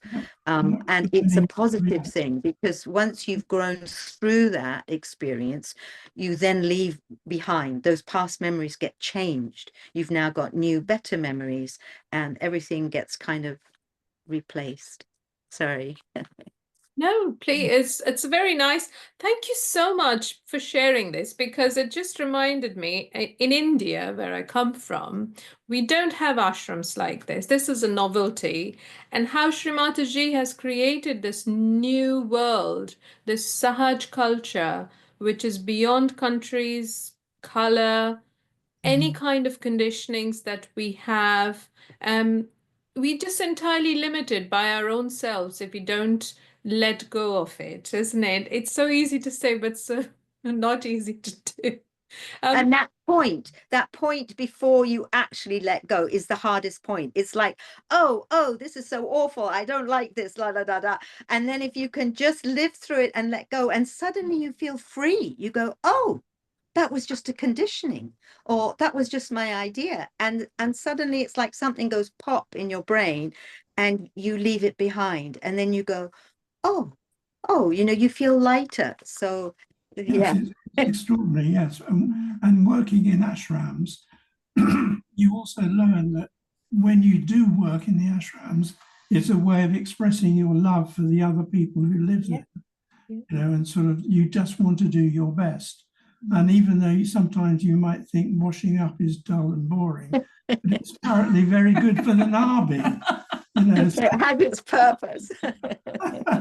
It has its purpose, and so you get on with collective living, and you rise, and the way you look after the ashram expresses your love for the other people there. So That's lovely. It's a great thing to do. Yes, it's just so wonderful to hear, and also that Shri Mataji actually personally told you all how to do, what to do, when to do.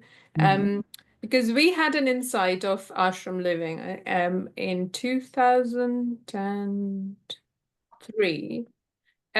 We lived in Hastingwood Ashram for a while, and it was completely different to anything I had experienced before being in India. It was just so much joy and yet so much challenge at the same time, trying to carry everyone together. But the bonds that we have, it is so much like a family. Even now when we sort of meet the yogis who were there at that time, it is family. But yet you have memories of, I don't want to dishwash tonight. There's too many. How can I get rid of exactly. But I mean, the friendships you make there are so wonderful, and the activity is so wonderful. It really is. Sahaja Yoga really is your family. And, it really is. And you find when you meet other Sahaja Yogis, it's quite different from meeting non-Sahaja Yogis, actually.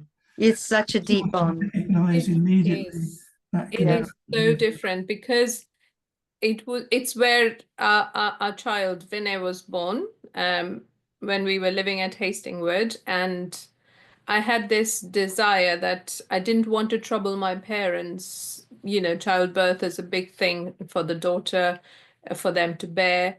And I was just by myself, I say, but of course Shri Mataji and mom and dad, papa and mummy, that confidence that they have, that Shri Mataji is doing everything. But the yogis that were there taking care of us like a family, the newborn baby. I had never handled babies before. Me neither. Nothing prepares you for it. Nothing. I can honestly say nothing prepares you for it at all. No. But Gail, after the first, it's okay. But Gail, don't you have some nice memories about William? Because William was born quite early on.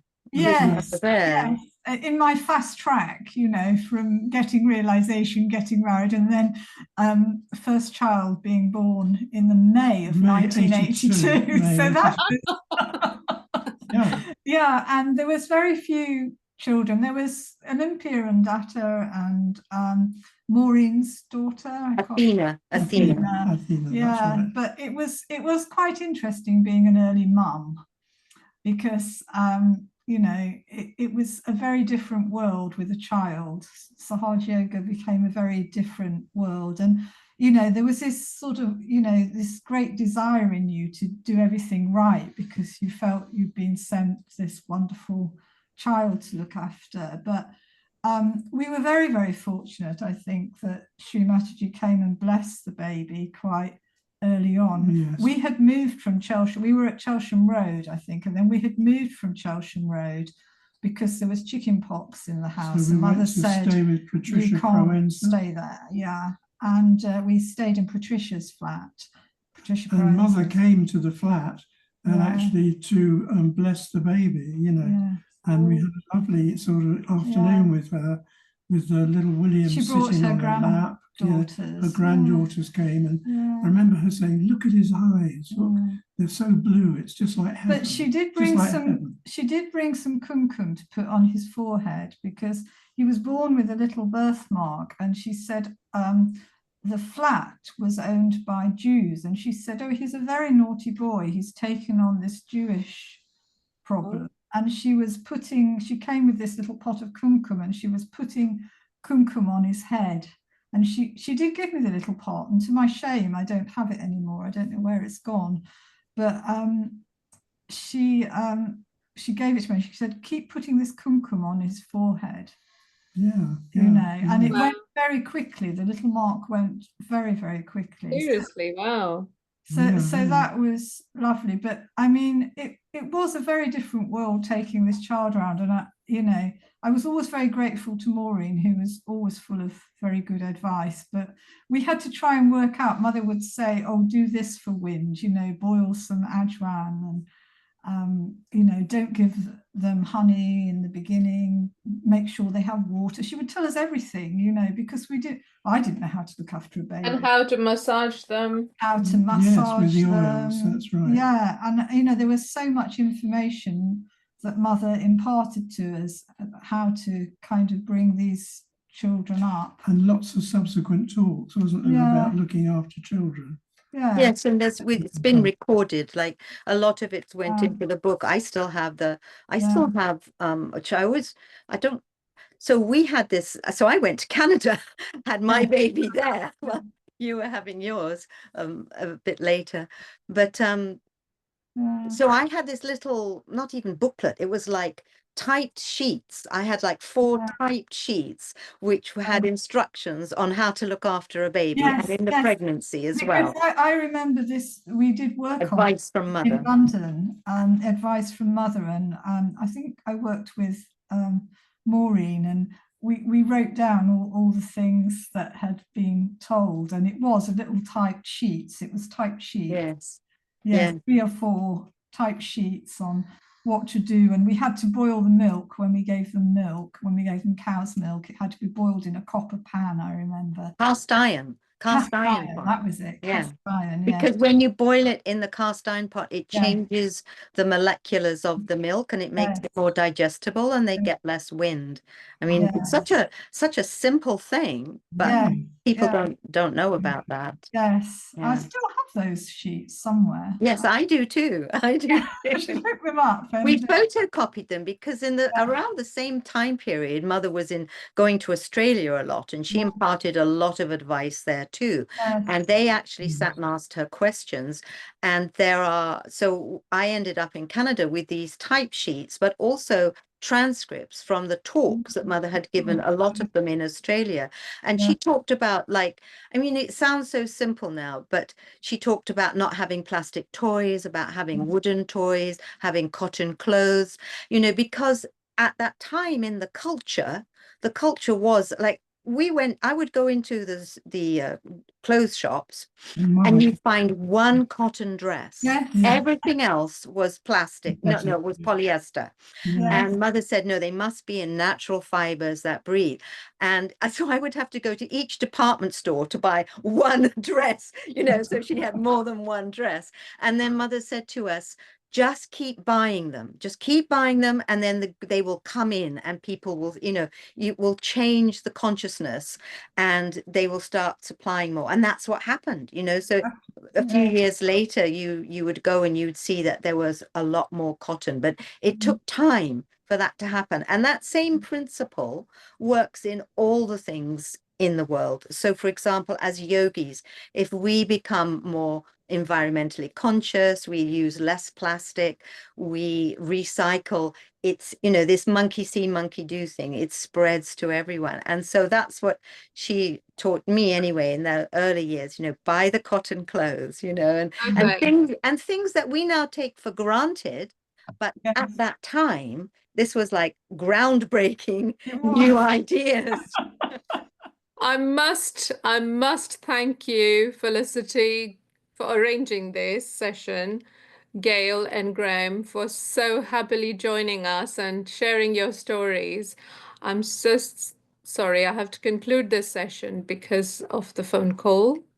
Thank you so much for joining us, and we hope to reconnect again Yeah. some point Thank you soon. very much for the opportunity. Love from all of us. Jai Yeah. Shri Mataji. Thank you so much. Shri Mataji. Jai Shri Mataji. Bye-bye. Bye. It was really lovely.